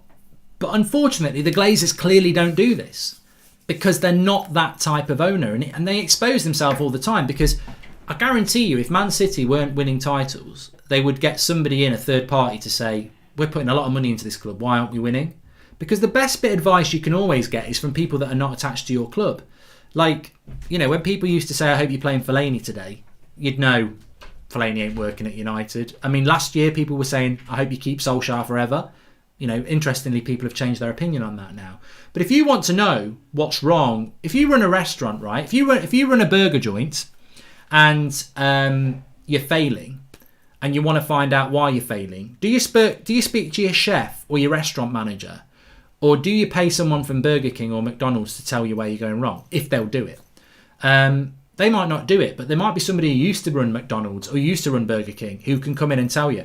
The Glazers really, in my opinion, don't really care about what's going on at United, because if they did, just get a third-party expert in to come over and have a chat with you and tell you why you're not winning the league. I'm not a third-party expert. Most of you aren't. But if the Glazers rang me up and said, come over to America, I'd say, I'm a bit busy. Can we do it on Skype? But if they did ring me up, or they rang you up, I'm sure you'd have something to say. And if they said to me, right, you know, you're quite vocal about Manchester United, what's going on? I would say, well, you need a director of football. Like, can I just sit you down for about an hour and go through every bad decision that's gone on over the last 7 years? Because I'm no football expert. I'm just a fan like everybody else. But these mistakes that have been made are huge. It's not like, and it's not a one-off.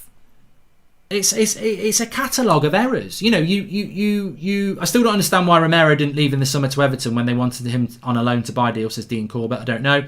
The board, we've done that one, and thank you for the contribution, Amir Khan. So if I sat down with the Glazers, I would say, well, you appointed David Moyes on the word of Sir Alex Ferguson. I understand that, but then you didn't back the man. You know, there was talk of Bale, there was talk of Kroos, there was talk of Fabregas. And you ended up with Fellaini.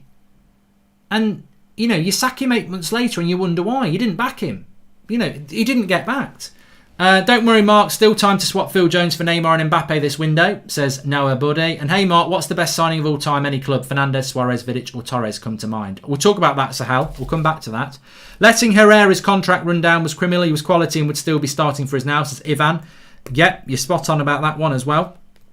But let me just run through this because I think it's really important. So I'm in a make-believe. The Glazer cycle will be infinite, says Zed Jamie. I'm in this make-believe that we've got owners who actually care about why we're not winning. And look, since Sir Alex Ferguson retired, I think we've spent £1 billion on transfers. So the Glazers think, you know, I've spent £1 billion in less than a decade and we have never been anywhere near a title. Why? Now, they don't do that because they've got total trust in their board, because the board make them money. But the reality is, if they were football people and they cared about this football club, they would ignore their board. They would get a private third party to come in and sit down and tell them and ask them why it's going wrong. And I would say, and I'm not that person, but I'm sure you would all agree with this. I would say, so you appoint Moyes, you don't back him, you sack him 9 months later. What did you expect? You bring in Van Gaal. You know, he has a good pedigree. You spend a lot of money on the Europa League. You buy lots and lots of players. But we now hear from Van Gaal's tender there that, you know, he was starting to build something. Mourinho was there. You got cold feet. You brought Mourinho in. And also Van Gaal said you bought a lot of players, but most of them weren't what he wanted.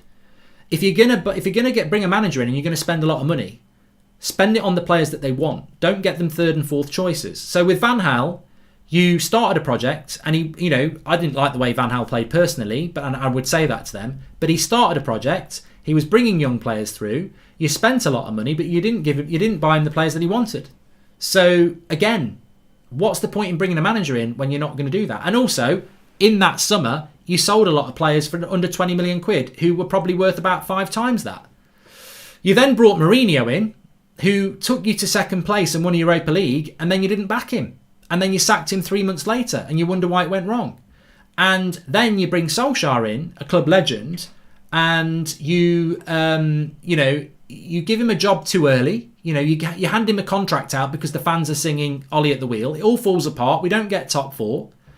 Then the next season, he somehow manages to get third place. You bring in Bruno Fernandes halfway through the season. Fantastic signing. You get third place, and then you don't back him again. Then he's nearly on the verge of sacking, and he produces a miracle. And then another transfer window happens when you're top of the league, and you don't back him again. And then amongst all that, you're giving 5-year deals to injured players, 3-year deals to old players, making a player from Arsenal the best paid player in Premier League history just to get one over Man City. To be honest with you, this is why you're not the best team in England, because you're run by people who've got no idea. And the list of mistakes you've made, I could write a bloody book. What do you think we should do then? You're telling us a lot of things that are going wrong. What do you think we should do? I think you need to get the best director of football you can get in at Manchester United, and they must have total control over recruitment with the manager and contract renewals and scouting, and there must be no involvement from the accountants or above.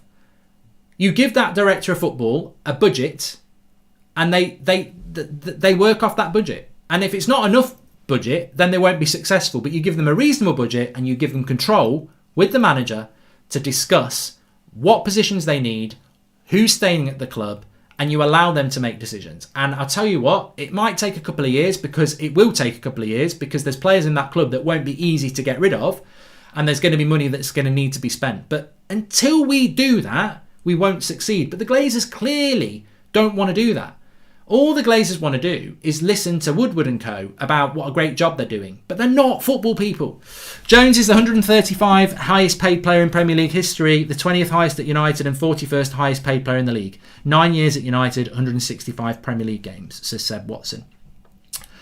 Uber Melon says the Glazers are used to businesses that progress over years and decades, whereas football clubs progress over weeks and months, says Uber Melon. And really can't believe Jones is back in the squad. People that think Ollie is back need to let that sink in. Ollie has still progressed as Ollie needs backing. I mean, just on that, Phil Jones, Robert Anderson talking about that. Phil Jones is apparently going to be back in the Premier League squad when he is fit. I'm letting that sink in for a minute. But do not tell me that Ole Gunnar Solskjaer thinks Phil Jones has got a future at Manchester United. Not in a million years. And I feel sorry for Phil Jones. I like Phil Jones. I know he gets the piss taken out of him because he's full of funny faces and he makes stupid mistakes and he wore pink boots once. Phil Jones is a player that would do well if he could stay fit to play for a team like Brighton or Sheffield United. He's not a top half Premier League player. Standard. He's just not. He's not that good. He's also very injury prone. But if you're offered a 5-year contract at Manchester United on 80 grand a week and you've hardly played in the last 9 years, are you going to turn it down on moral grounds? I'm going to sign it and go, you're a fucking idiot, whoever's giving me that contract, but I'm going to sign it. So I've got no problem with Phil Jones. But it does feed into the fact that Ollie's not been backed again, because there is I think Ollie wanted to give Phil a go, and he played him against Sheffield United, and Phil Jones invented his own offside trap, where the back four, 3 of them are 10 metres further forward than you, and you play your own invisible offside line and keep everyone on side. And we lost that. We didn't lose that game to Sheffield United, did we? We ended up 3-3, but we were 2-0 down. It was last December, a year ago.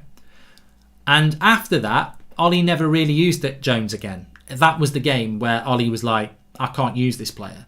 So I don't think Ollie sees Phil Jones as a player that he wants to use. I think Ollie sees Phil Jones as a player that he's got to use because, well, he's not fit to be sold and nobody probably wants him.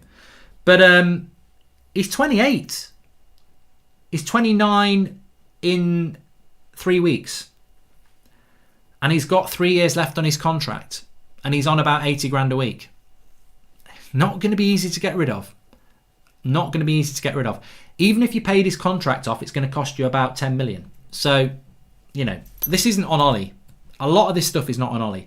Please, everyone in the chat, I know you are frustrated, but please respect our mods. Best in the world, by the way. They are doing their best for us, says Marcus. I hope everybody is behaving themselves. Big shout out to the mods. Ollie not got backed in the summer. He should resign, says Matthew Larney. Ollie won't resign, and you know, I wouldn't expect him to resign. It's not his mentality to do that. Please subscribe, by the way, bottom right hand corner to do that. We're on the road to 974,000, so bottom right hand corner to subscribe. The best ever January signing, as voted for by the BBC people, was Bruno Fernandes got voted as the best January signing in Premier League history. Now, I think they're right. I think they're right. I do think they're right. You know why I think they're right? Because I don't think anybody's ever had a year like Bruno Fernandes has. Now, people will say, well, Van Dijk's better. And for longevity, Van Dijk is better. He's been the game changer at Liverpool. But on their first year in a club, then you've got to say that Van Dijk didn't achieve what Bruno has achieved, in the fact that he's won 4 Premier League of the Month awards, and his goals and assist records for games is superb. And look, Van Dijk joined a better Liverpool side than Bruno joined Manchester United. So it's all relative. I think the best January signing over a year, in a period longer than a year, is Van Dijk. But the best January signing on their first year at their club is Bruno. Because nobody's got anywhere near what Bruno has achieved in their first year. So I would almost have 2 categories, really. Best January signing in Premier League history has been voted Bruno. I would break it down to best January signing in Premier League history based on their first year, Bruno. Best January signing in Premier League history over 3 years, Van Dijk. And I think time is relative. Because what Bruno's done in the first year is remarkable. And that is why he has to take that award based on his first year. But of course, Van Dijk's been fantastic. Some people would say Suarez. I don't think Vidic and Evra were bad. I mean, look, you know, Vidic and Evra weren't bad, were they? So, you know, you could argue that Vidic is better than Van Dijk because he was a January signing as well. So... But I think based on their first year, it would have to be Bruno. Here's a question for you as well. I think Cantona signed in December, didn't he, or November? I don't think Cantona signed in January, and we didn't have the January transfer window then. You could buy a player during the season. I remember us buying Andy Cole in January, but it wasn't the January transfer window. You could buy a player. I mean, would you like to go back to that? You used to be able to buy a player at any time. Any time during the season, you could buy a player. I think it made it chaotic. But Eric Cantona was not a January transfer window signing. I've just tuned in now. How long are you live for? Says M&K Group. I don't know. We'll see how it goes. I'm not sure. I'm not sure about going through till 11 o'clock, but we'll certainly go for another 45 minutes or so. See how it goes. If people keep watching, I'll stay live. That's fair. If it starts dropping, I won't. Please subscribe, smash a like on the video, and keep getting involved with your comments. The next thing I want to talk about is Man United preview for Southampton is tomorrow morning, quick clips. Normally I would do it 2 days before, but we've had the press conference, we've had the transfer deadline day. It's a big game tomorrow, so I thought as a one-off I will do the preview for Southampton because it deserves its own show.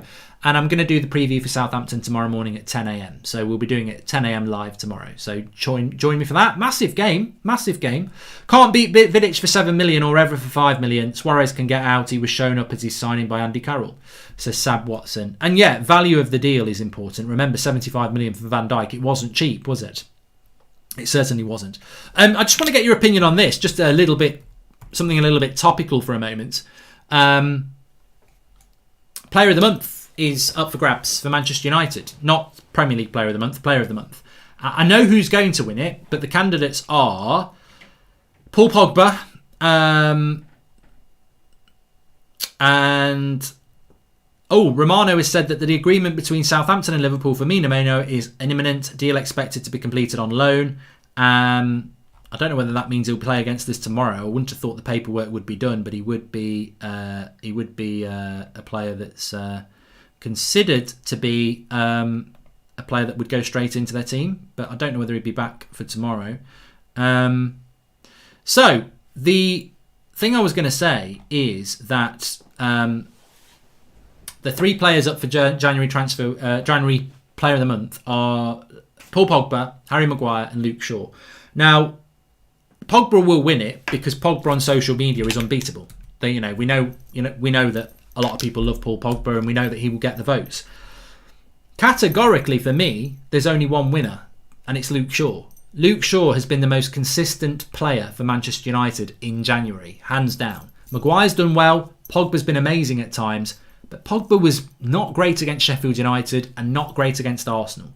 Luke Shaw was superb against Arsenal. He was man of the match against Liverpool at Anfield. He has been our best player, but he won't win it. And look, Pogba's been brilliant this month, and Harry Maguire's been good. And I'm very, very pleased with all 3 of them.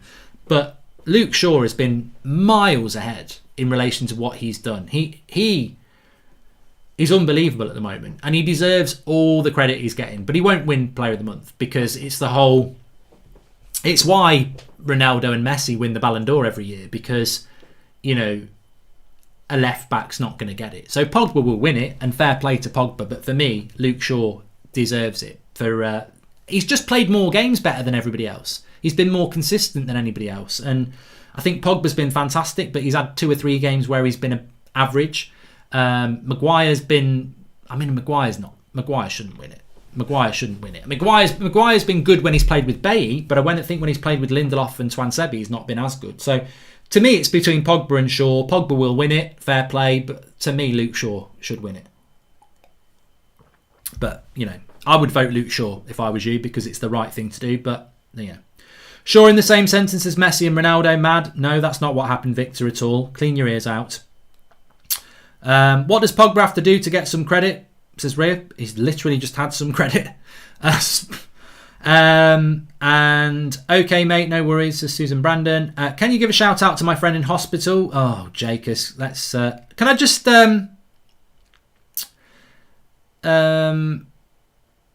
don't worry, I'm doing it now. Sally, let's get that person reported, and I'm going to do it as well. It's racism. Racism in the live comments from Jackus Henson, who basically said, can I get a happy birthday for my friend? And basically the first name was Nick, and the second name was makes you say a racist term. That's what we're dealing with in society, everybody. That is what we are dealing with. Just for a minute, that is what we are dealing with. That is as bad as what Marcus Rashford gets. That is as bad as what Axel Twansebi gets. That is pure racism on a live chat on the United stand. And it is as bad as what's been called out by our manager and our players. We've got people in our live chat coming in, trying to get me in a covert way to say a racist term because they are CUNTS. Disgusting. And it's not the first time. It keeps happening on my That's Football streams as well. It's disgusting. But this is what I mean. It will keep happening. We've had it over the weekend. It's been spoken about in press conferences. It's been spoken about on the news. It won't stop them because they're faceless, anonymous cowards who need to look in the mirror and have a hard... I feel sorry for you. I feel sorry for what you're trying to do, because one day you're going to catch somebody out. They're going to say it. And then everyone's going to go mad at them. Even though they're not being racist, you have set a trap for them to be racist. You're worse than shit on a shoe. You're disgraceful. You're vile. You don't belong in society. You belong in prison. You're a disgrace. An absolute disgrace. Look at yourself in the mirror and go and sort yourself out. You're vile. People don't want people like you in society. You're disgusting. But they'll be there tomorrow. If Marcus Rashford has a bad game tomorrow, they'll be there in the live comments again. They'll be there under the comments for him. It's not going to go away. I keep saying this. The more they talk about it publicly, the more these vermin come out and do it. There needs to be accountability. And thankfully, we can report that person, but it's not a super chat. So they might not be, it could, anybody can set up a YouTube account. So we won't be able to trace them, but people have done it on super chats before and they've been reported because they've given bank card details so you can get them. But all you can do is just delete them. Disgusting. Absolutely disgusting. And you know what? It disgusts me because I have to be very careful when I'm reading live chats because people will always try and get you to combine names. I'm not racist. And there's people who do public streams. They might be playing their game and they just glance up, a happy birthday message, and they'll read it. And then they'll get outed as a racist. Imagine if I'd been playing FIFA then and I look at it, it's a happy birthday message, super chat. Oh, happy birthday to Nick. And then I say the other bit. Oh, look at GOLDBRIDGE, the racist. Oh, yeah, whatever. He knew what he was saying. And then, they've got you, haven't they? Disgusting. It's absolutely... It's not as bad as being racist, but it's something, and it's disgusting. But there'll be people in the live comments now cracking it. I'm sorry, moderators. I've probably made your job busy for a few minutes. But there'll be people in the live comments now who are just doing it. Because you know what? They're sat at their home in their sad little lives, removed from society. So many people message me. So many people see me on the streets. We'll have a chat about football. And they'll go, I love it. When we went to the Ryan Giggs night, we sold a lot of tickets for that. And after I'd spoken to Ryan Giggs, I spent about an hour chatting to people who'd attended it, who watched the United stand. And we had all ages there. There were people like in their 50s with their grandson. There was mums and their kids. There was mums and dads. There were people like who were in their 20s. I couldn't believe the demographic of people who watch this channel. And they'll be in the live comments now, and there'll just be people who enjoy the channel, and there'll be people who don't like the channel and don't watch it, and that's fantastic. But these are people that can converse in real life. These are people that when you see them on the street, they'll talk to you about football, and I see them all the time. Then you've got the other people. Then you've got the vile cowards who will be coming onto these streams full of hate and bitterness and will think, I know it's a good idea. I'm going to try and see if I can get some racism into the live chat. Even better, I'm going to try and get the presenter to say something racist. What evil resides in the minds of those people that's what they get off on? Weird.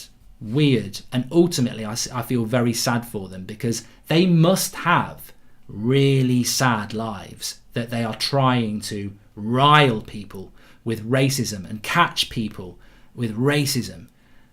They cannot be somebody who, when they finish this show, goes downstairs and has a chat with their family or with their wife or their boyfriend or their partner, or goes to school and chats with people. They must be some sort of weird, lonely, tormented, bitter person that they want to inflict such pain and suffering and anguish on people because they are so twisted themselves.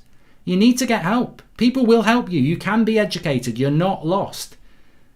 But doing things like this, what goes through their heads? I just don't know what goes through people's heads. It's definitely not funny. It's vile. Anyway, we'll move on. And it is the lack of consequence that makes them do it as well. It makes them feel powerful. Hey Mark, what do you think about a manager from a feeder club, perfect for United, worked with limited capital, perfect to work with Woodward? Don't know about that one, Faz. Hey Mark, I was wondering, since there will be no movement from the club on the transfer window, why not do a Royal Rumble watch along while chatting, says Joskin. Whatever. The board are happy. I've done that. Alan Burns super chat. Your super chat just stays there, mate. It's not going anywhere. Just watch Ahmed Diallo's under-23s debut. Very impressive, very rounded and skillful performance, says Peter Tilley. Ollie's right, though. Big shout out to Joe Hugel, the striker. He's doing fantastic things for the under-23s, and hopefully he's got a great future as well. With speeches like this, why aren't you Prime Minister? Also, which has been the worst transfer United have signed over the past 10 years, says Jamie O'Neill. Sanchez, isn't it? I mean, Sanchez was a good player, but crap signing. Crap deal, The warning signs were there as well. Robbie's told me so many times. He said the funny thing is about Sanchez, we were disappointed to let him go, but if you'd actually watched him in the 5 months before you bought him, he was way off. He dropped off. Hey Mark, want to know your opinion on Ollie saying the referee admitted the mistakes made in the Sheffield game? Yeah, so I spoke about this in the Ollie press conference today, but just a quick point. So Solskjaer said in the press conference today that he'd been contacted by the referees committee, and they'd basically confirmed that they got 2 decisions wrong. One, the foul on De Gea that led to the first goal, and 2, Maguire's goal that was ruled out. So basically what they've admitted is Maguire's goal should have been a goal, Sheffield United's goal shouldn't have been. Well, for me, I don't think either of them should have been a goal. I wouldn't even go that far that we should have got the goal from Maguire. They should have been both ruled out. But VAR is a waste of time now, isn't it? Like, nobody trusts VAR. I don't know why Southampton didn't get a handball against Villa at the weekend. I still don't know why. I like Villa, and I'm glad they won. But it's not always about, Southampton should have got a penalty because I want Southampton to get a penalty. It's not about that. And what I would say to Villa fans if they're watching, it's not about that. It's just I don't understand the rules. I don't understand the rules anymore because there's no consistency. So why is Ollie getting a letter of an apology about, we shouldn't have given the goal to Sheffield United? The referee gave it, and then VAR with multiple cameras gave it. Like, why are you getting things wrong when VAR is meant to be pedantic to the centimetre? I understand Solskjaer's frustration on that. I mean, it's not why we didn't win. We still should have won. But my frustration at VAR and the people who are running the game again is just, I'm speechless. I'm absolutely speechless. I don't know what to say. Frankly, it's appalling.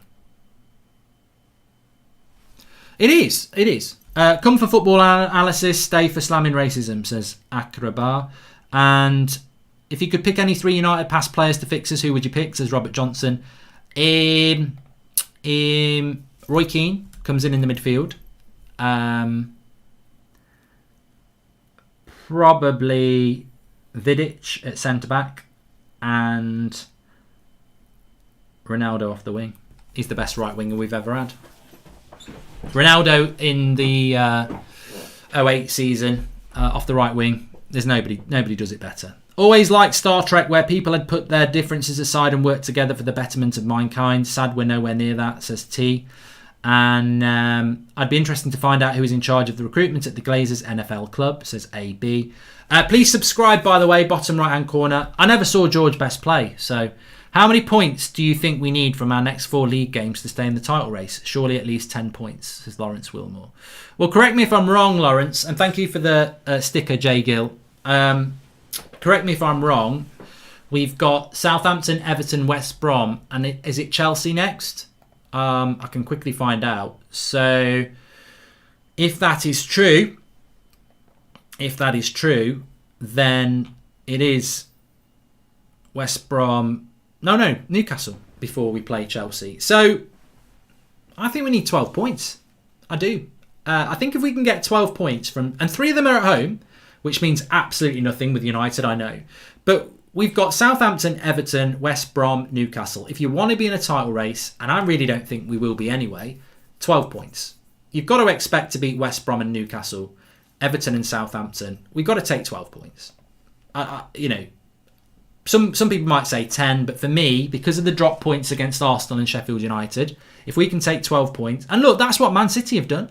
Man City have won their last 50 games in a row, haven't they? It feels like it. So if you want to be in a title race, you've got to echo what Man City are doing. You've got to go and win game after game after game after game. VAR is not the problem. It's the useless English refs that operate it. You're absolutely right, Sergeant Stupid. And look him up on YouTube. George Best was electric when he played. Mate, I've seen plenty of George Best clips. I grew up on them, but I haven't seen him play. And I don't tend to pick players that I've not seen play in my lifetime. But thanks for that, Wildcats. Hey, do you think that we don't have a leader in defence? Unlike midfield, we've got Bruno and Pogba in attack. We have Cavani. Do you think we should get Ramos to be a leader? I spoke about that, Daniel Tate. Thanks for the super chat. I think you might be onto something there. We do need a leader. We do. Thanks for that question by Robert and Sergeant Stupid as well with the VAR. Hi Mark, how did it make you feel when a certain lowlife called you a racist for liking Luke Shaw? United stand has been positive vibes since his departure, says Mitchell. Look, you know what? I don't wish people anything bad. I've always been somebody that gives somebody second chances, sometimes third chances. People who watch this channel know I'm very opinionated and forthright, and respect and trust are very important to me. And just because you're not my friend doesn't mean you're not somebody that I will have a conversation with. I don't really have anything to say on that. I think people know what was said. I totally disagreed with it. We had a chat about it. I can't say it was resolved in the way I wanted it to be, but there's no issue there anymore. And there wasn't really an issue anyway. It was just a conversation. But to say that I would like a player because of the colour of their skin is ridiculous. It's offensive. And what I would say about that is, when I first came onto YouTube, I was throwing punches, not physically, because that's not me, but I was getting into arguments with everybody here, there, and everywhere. And what I've learned over the years is, and I've brought it into what I do on YouTube and social media, is that I'll have a debate, I'll have an argument with anybody if I think I'm right, but I might not be right. And when that argument's done, I'll always shake someone's hand and say, let's go and have a beer or a chat, because that's who I am. I'm not into hate and stuff like that. It's not what rocks my boat. And at the end of the day, it's not worth taking things to that level. But you see a lot of that in football, of course you do, and I think it's always sad. And that's why, for me, we're rivals, not enemies. Because I just don't think violence in any level is good, and certainly not in football. But on the Luke Shaw thing, Minamino to Southampton, I'm surprised, says Aidan. On the Luke Shaw thing, Benjamin says, what can we do as fans to influence or force the club to get a director of football? Also, can you call me Ben? Sorry, Benjamin, but it does say Benjamin on your super chat. Ben, I will remember that in future. There's nothing we can do as fans to influence anything at this football club. I think we've learned that a long time ago. If they don't realise that we need a director of football, then what more can we do? But just on Luke Shaw, before I move to this next question from Nicholas, on Luke Shaw, I always said he's a good player, and I always said it, and I always backed my opinion on it, because it's my opinion. It's not your opinion. If you think Luke Shaw's shit, or you thought he was shit, or you think he's turned it around, that's your opinion. But I've been very consistent that I always thought Luke Shaw was a fantastic left back. And I based it on the fact that his energy levels are ridiculous. He's actually very, very fast. His positional sense is superb. His tackling is very good.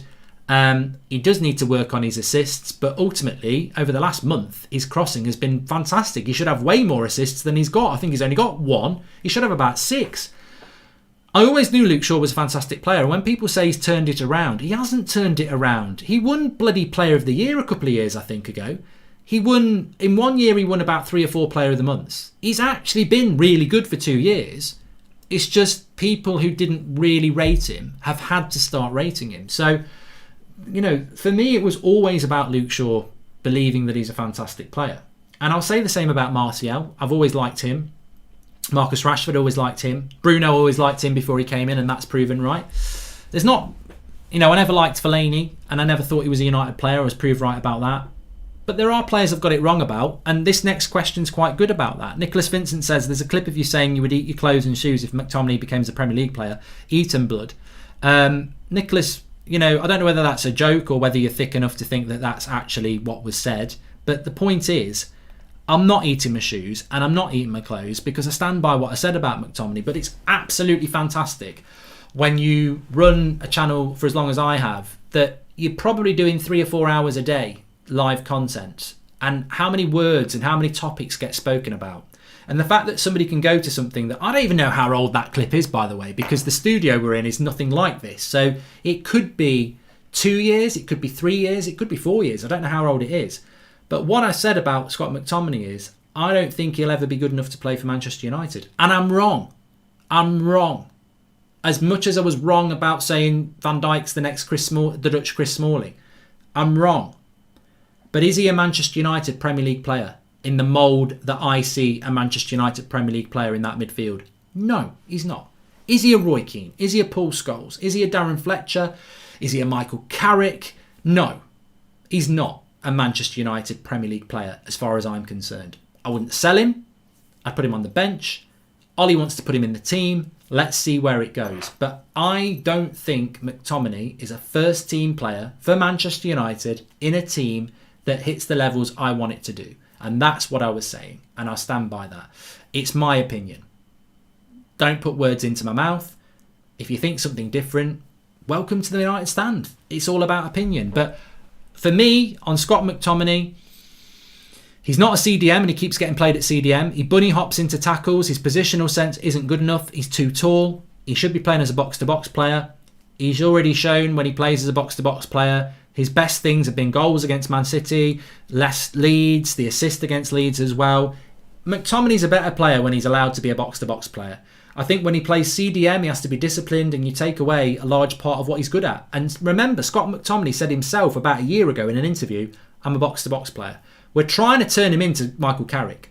You can't turn a player into Michael Carrick in their mid-20s. He's a box-to-box player and he's playing on a leash. He needs to be let loose. And I wouldn't sell McTominay because one thing he gives us is power, determination, and, you know, he does have what's required in relation to his attitude.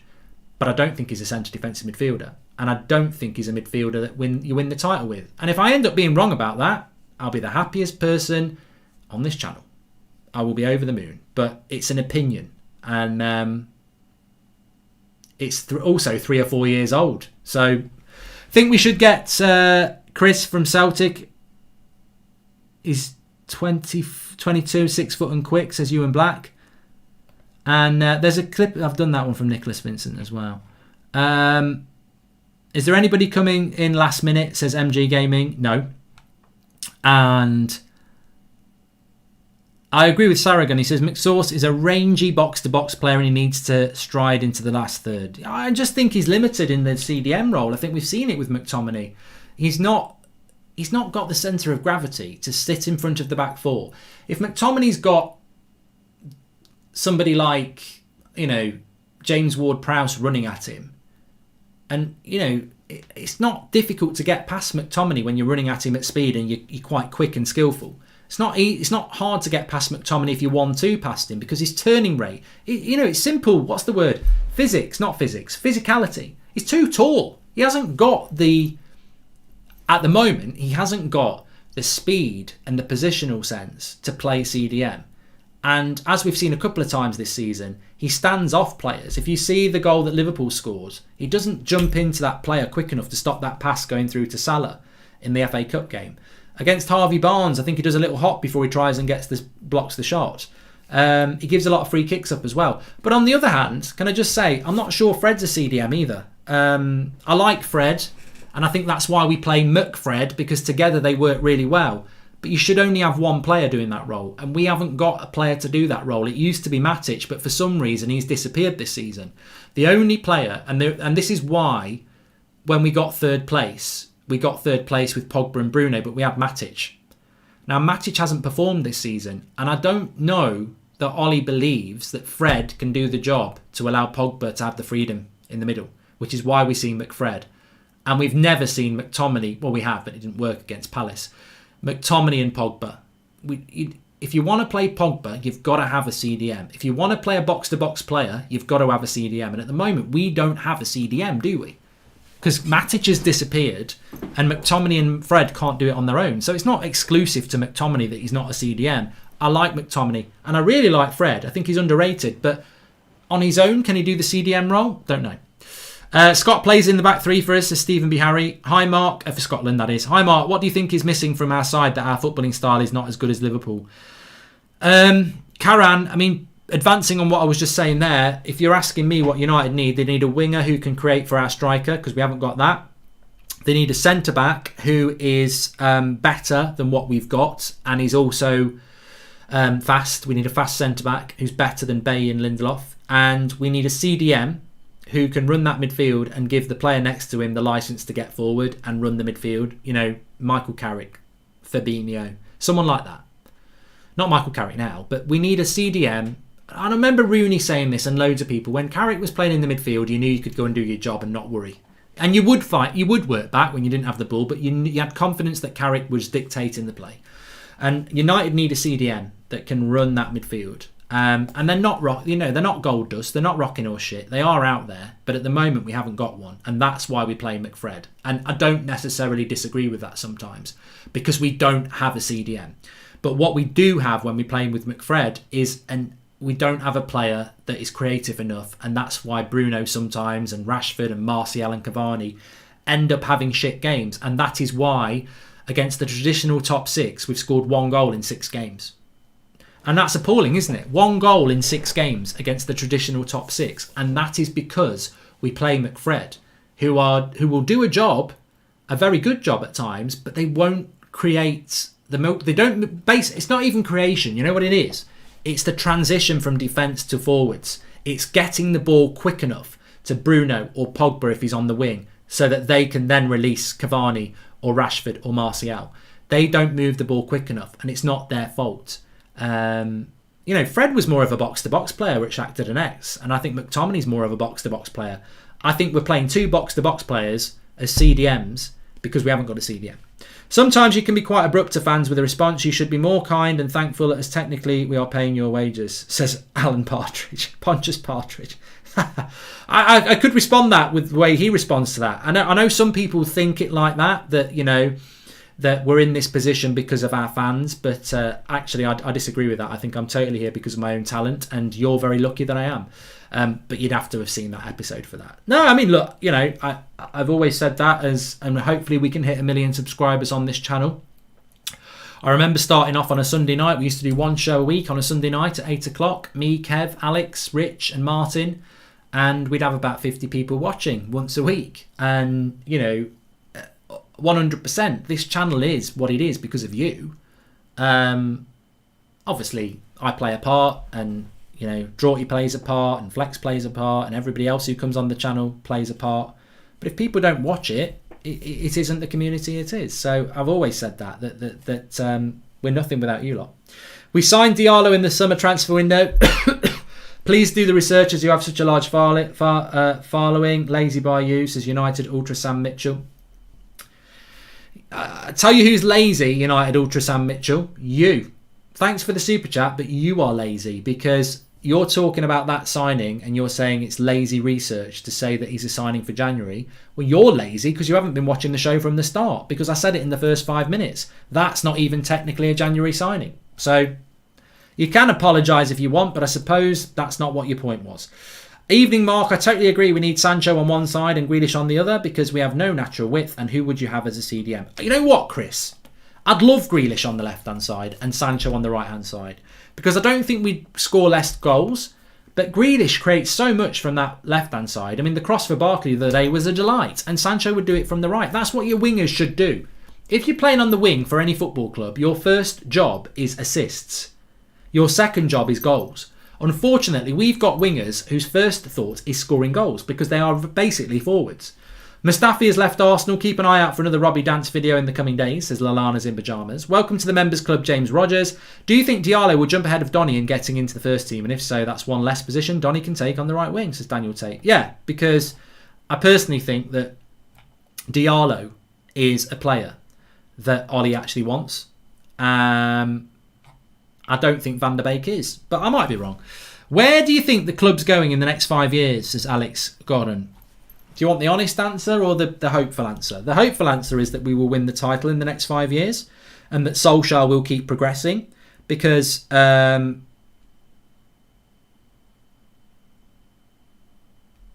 without a shadow of a doubt, the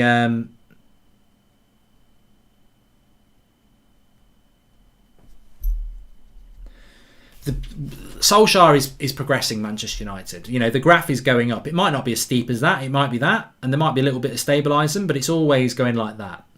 Now, if Solskjaer keeps doing that, and there's the title, then inevitably at some point, it's going to get there. Don't worry if you've not got the audio on. I'm not playing some game of crappy puppets. Hello! Hello! I'm Ed Woodward. And I'm Ollie. Can I have some players, please? No, you can't. Bye. I'm doing a graph. That's the title. That's the graph. Solskjaer, it's going up. So if Solskjaer keeps improving, then I would imagine at some point in the next 5 years we'll win the title. So that's my hope, because he is progressing the club, no matter how slow people think it is or how unhappy they are with some of the players he picks or how bad the tactics are, whatever the negatives, he is growing the team. So I hope in the next 5 years we'll win the title under Solskjaer. But what I really think will happen in my head, not my heart, is that Solskjaer will not be Manchester United manager in 5 years. The Glazers will still be in charge in 5 years. Ed Woodward and co will still be on the board. We still won't have a director of football. We'll have had 1, maybe 2 new managers in the next 5 years, and we'll still be a club that fights 4th every year. That's what I think in my head, because that's what's happened for the last 5 years. And I hope I'm wrong. I don't know what you think, but I think that is what I think about it. I think that I think we'll be in the same situation in 5 years, but Ollie won't be here. As sad as that is.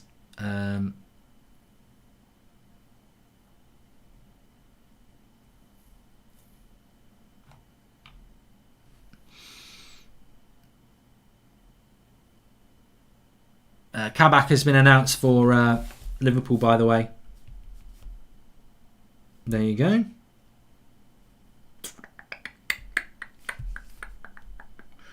One minute. One moment. Welcome to the Members Club. James Rogers, thank you for joining. Please subscribe. We are on that road to 1 million subscribers, by the way, as you know, which is good to do. I'm just intrigued by what's going on here. Might have a bit of transfer news coming in for you.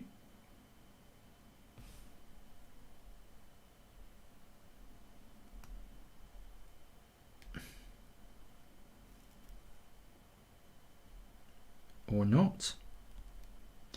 Just had a flash up. That's one of my favourite things I've ever done. Mark Goldbridge plays at Old Trafford. What a day that was.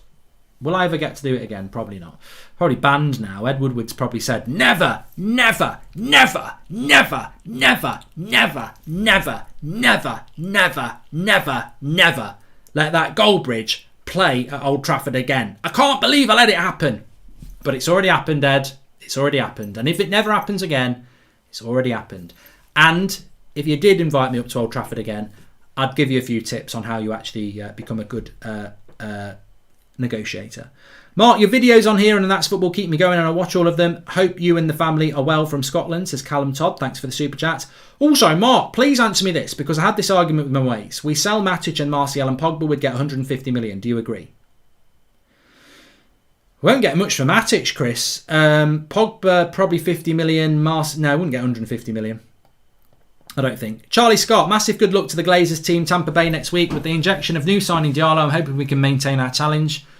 Thanks, Ed. And do you think, if you know, you know, do you think Ollie will actually give Donny a proper chance in the future, or should we just sell him before his price goes down? Says Joskin. I've got no idea. I've got no idea what's going to happen with Van der Beek. I hope he will be given his chances, but I don't know.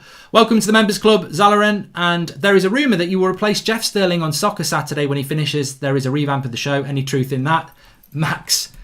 No. Not a chance. They wouldn't ask me. I tell you what, I'd be brilliant at it. I would be brilliant at it, but they wouldn't ask me to do that. Instead, rather play Phil Jones up front than Dzeko, says Ant. And absolute joke. First time we might had a chance to win the league. No support. What a joke. And I think that's a running theme through the live comments tonight, that we had a real opportunity to support the manager and go for it. And whatever you think about Solskjaer, whatever you think about this team, whatever you think about Liverpool, they have gone out and brought players in to give them a fighting chance of winning the league.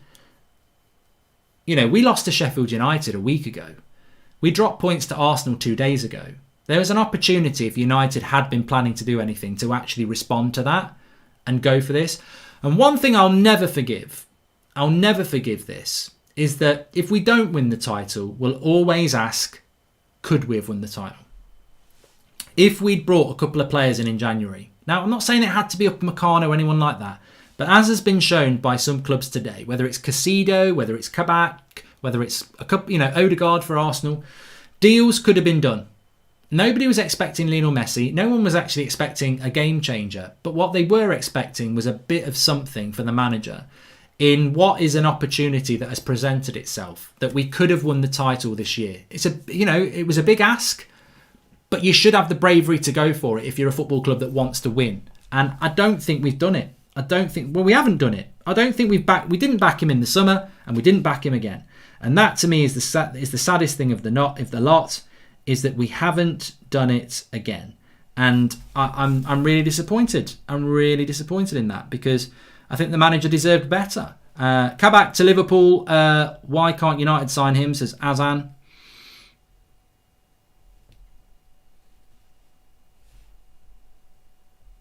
Just catching up, see if there's anything else going on for you.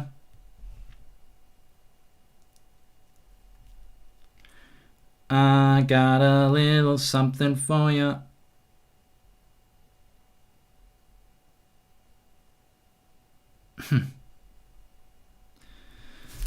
Would love Graham Potter. He's a weird, says Rook. No chance. I think that Graham Potter falls into the category of Eddie Howe. They do very well at the clubs that they are at, but think about it like this: if they have they managed star players? Have they managed people like Bruno Fernandes or Cavani or Paul Pogba? Have they managed huge clubs, huge expectations, huge fan bases, huge media pressure, huge budgets, huge superstars? It's different for someone like Potter. You know, I don't think you could go from Brighton to Manchester United. I think it would be an accident waiting to happen. Score prediction for tomorrow. Well, you can see that in the morning, Mr. Gibbs. I'm not going to give that now because in the morning I'm doing my preview. Bottom right hand corner to subscribe, by the way. We're on the road to 974,000. Loved all the content tonight on the Flex and KG show earlier and through tonight. Agent Mark, are you going to help Declan Rice come to United in the summer? By the way, should have bought in a centre-back this January like how we panicked getting Agallo last year, says Arturo. I don't know what all this Agent Mark for Declan Rice is. I mean, he doesn't even bloody follow me on any socials. Apparently he's watched me play FIFA, but follow me, Declan, and we can have a chat. I won't reveal anything about it. So, you know, I speak to quite a few footballers that I'm not allowed to say that they speak to me. So, you know, there's a few people I talk to that I've kept quiet over the years because, as I've said, trust and respect's important, and I'm not going to be one of them people who go, "Oh, he talks to me. I'm popular." So, Declan, you know what to do. Ollie was a PE teacher in Norway and gets the Man United job. Yeah, but Ole Gunnar Solskjaer played for Manchester United, you prat. You know, he knows what Manchester United's all about. He was a reserve team coach at Manchester United before he went to Mulder. So, bit different. I don't even know what Graham Potter did before he was at Brighton. I'd never heard of him before. So,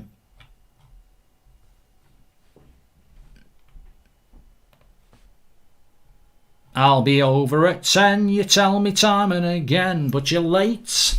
It's Ed Woodward. Hi Mark, can you say hi to Michael and call him a prat, says Owen Barnes. Keep up the content. You're a prat, Michael McAndrew, apparently. And when we signed Bruno, we were in a major crisis. The Glazers think we're not in one now, therefore these prats are not bothered to sign a player, says Lyrish. And Mark, Dan James has gone on loan to Reading. It's on Twitter. No, he hasn't, Farmy9. It definitely isn't, because I would have been told about that. Don't get everybody's excitement up. Dan James has not gone on loan to anywhere. I'm having a quick look now. I was getting excited. Nah. No.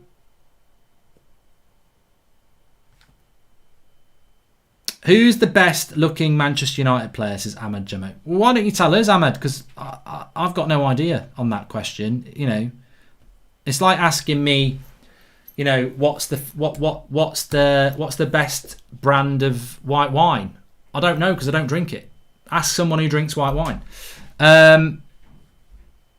So and if they do enjoy white wine, well done. Lots of people do, and I respect it. And I will definitely buy you one from the bar if it's my round. But I won't drink white wine because it's just not. It's not for me. So no. Sergio Ramos has chosen Manchester. Yeah, I've done that one. That was 4 hours ago.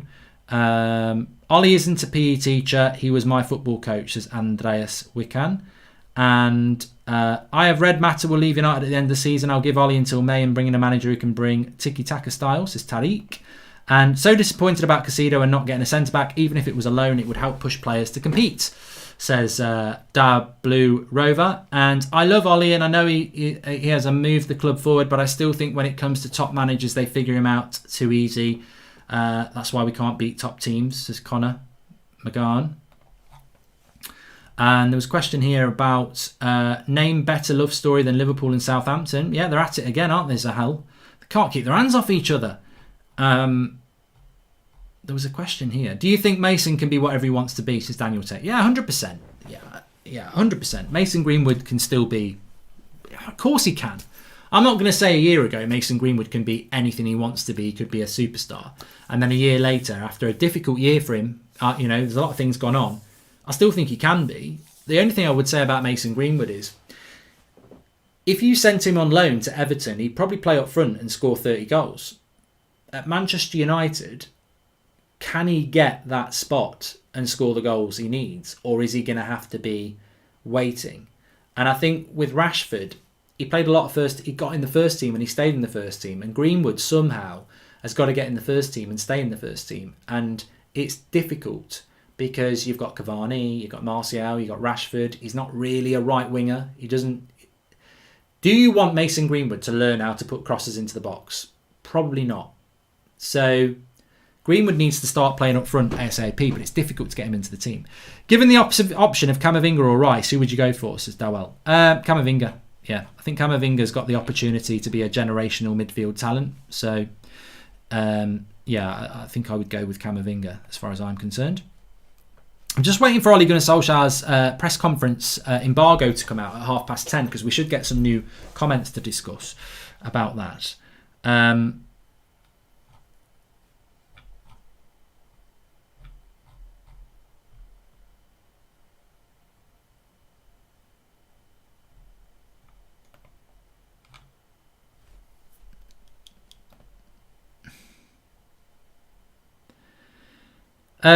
Can you stop telling me to check Twitter accounts that haven't tweeted anything? I'm not going to shout out who's doing it. I'm just going to block them off the channel because you're just prats, and it makes things really boring for everybody in the live comments.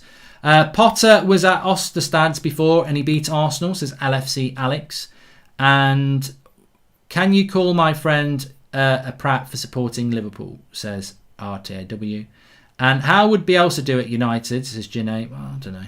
Seriously sad and embarrassing window. We are supposed to be the biggest club in the world. Let's start acting like it, says Connor Shields.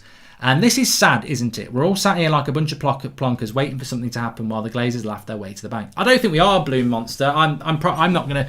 Out of spite, I would advise every single one of you United fans, when I end this stream, to go on Netflix, go on whatever makes you happy on the internet. I'm not condoning porn, by the way. I meant like Netflix and Amazon Prime, or go and watch a video or watch the news. Don't wait till 11 o'clock and give this club the satisfaction, the board. I've not done it for that reason. I actually was going to finish this stream at 10 o'clock. Just that we've had such a good chat. I've thought, we'll stay live a little. It's a one-off, isn't it? It's a transfer deadline day. And we've had some fantastic conversation and I've really appreciated it. And I'm going to stay live for a few more minutes because I just want to see what Ollie's embargoed comments are. And then I'm going to end it. So I'm not going to go to 11.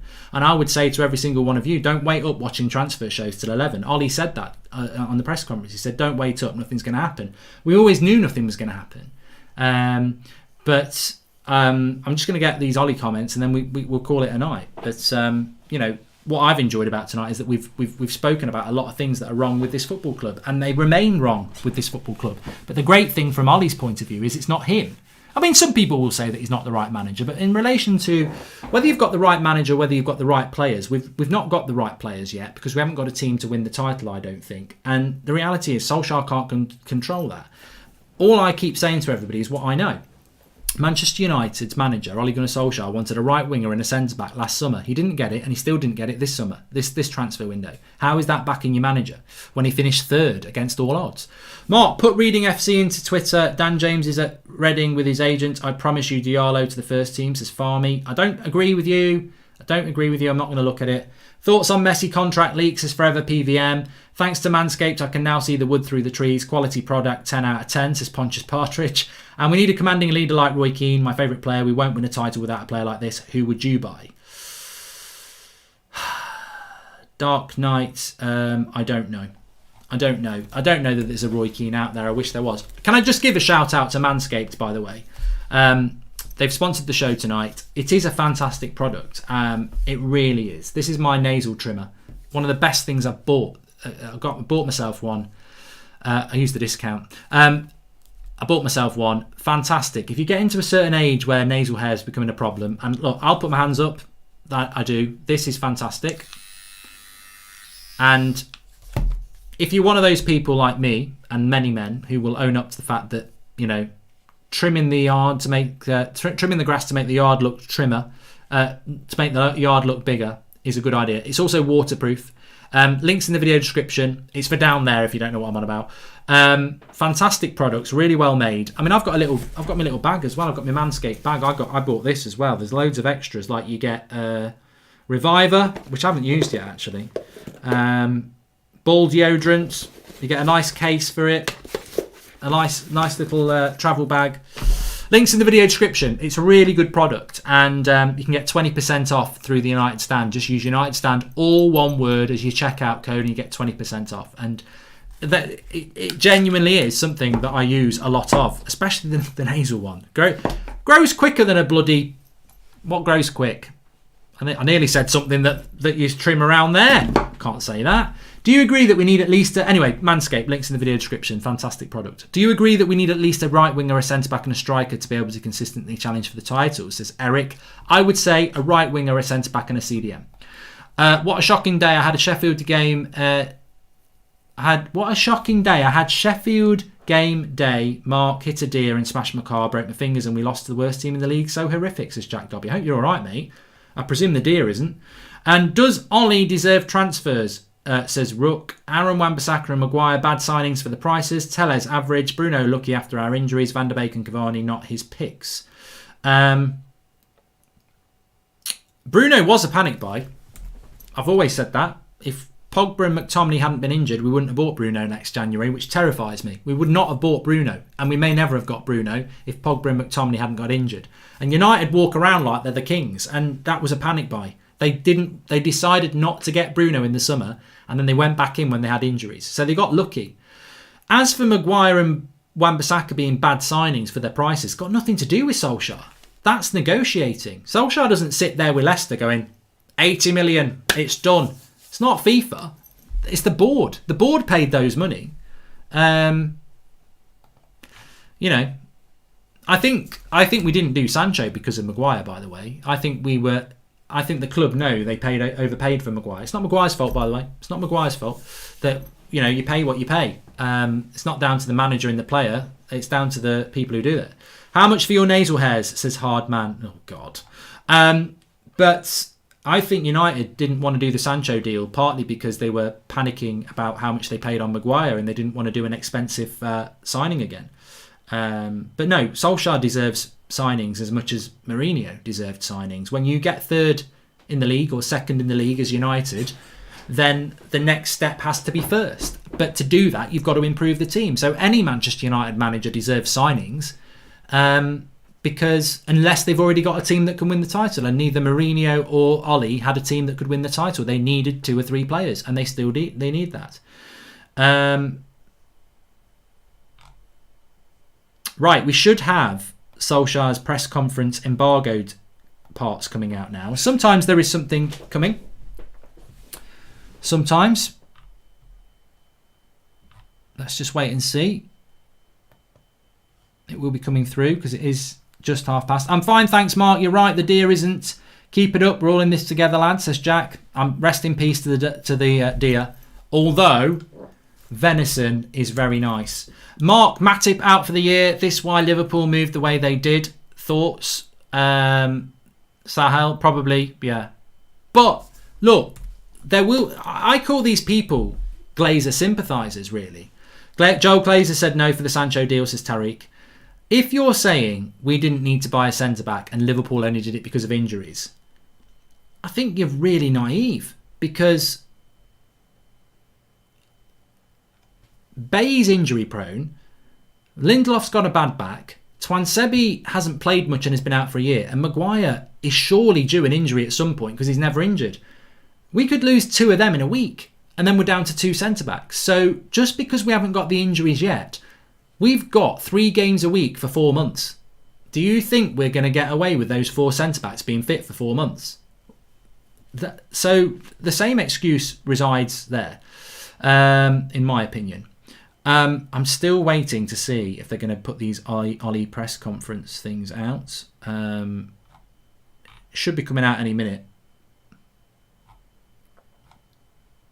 everybody's probably too focused on the bloody shitty transfer window closing. Where's Ollie's embargoed transfer press conference coming out?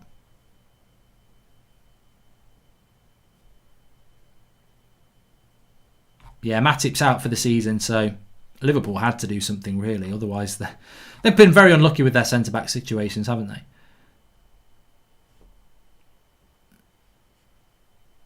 Simon Stone will do it. Has he done it yet, though?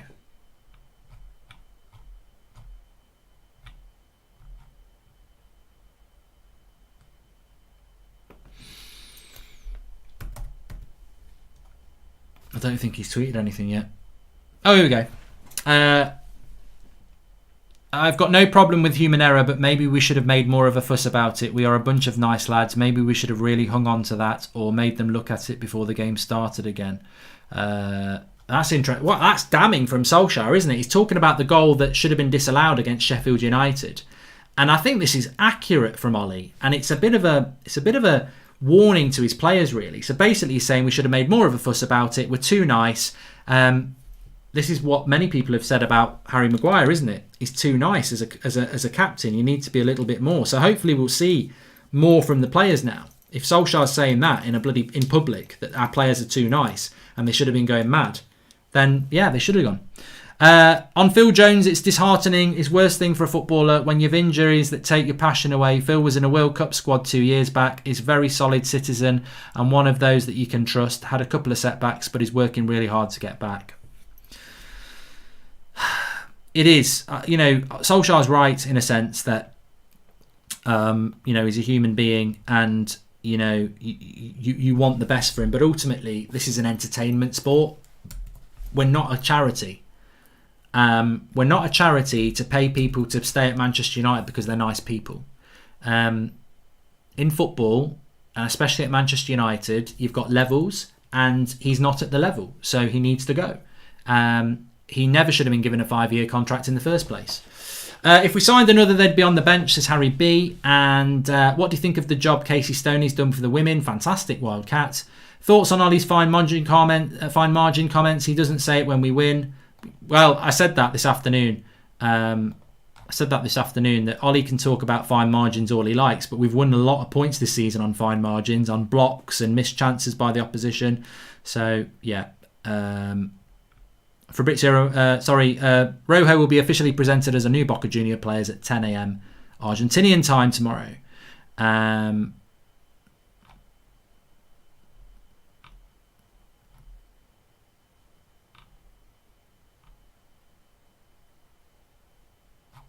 Interesting. Anyway, I'm going to call it a day there. We're starting to drop viewers. I think everyone's losing interest. Not in me, hopefully, but in this transfer window, which has ultimately been very disappointing. Thanks everyone for watching. We're back tomorrow morning at 10 o'clock with the Southampton preview, and thank God we've got a game tomorrow to get involved in. But the story of the night and the story of the last 6 months since we finished third is that this club has not backed its manager and its fans again. And you can dress it up however much you like. You can put makeup on it. You can spray perfume on it. It's still the same shit delivery from these owners again. We finished third and we didn't give him the players he needed to go beyond that. The fact that he has gone beyond that and has put us first for a little bit is a credit to the manager and the players who have performed miracles, actually. And they're getting away with it because of the miracles that Ollie has produced. But if he doesn't produce those miracles, they'll sack him. So he's between the rock and a hard place. He's trying to do the job with his hands tied behind his back. When he does well, they say you don't need players. When he doesn't do well, they threaten him with the sack. What is a Manchester United manager meant to do? Continually, they are undermined by bad decision makers, a lack of a director of football and a lack of backing. And how can we expect to get back where we need to be when we are being shown up by other clubs constantly? Thanks for watching. Smash a like on the video, subscribe bottom right hand corner, and I'll see you in the morning at 10 a.m. for the preview. Thank you.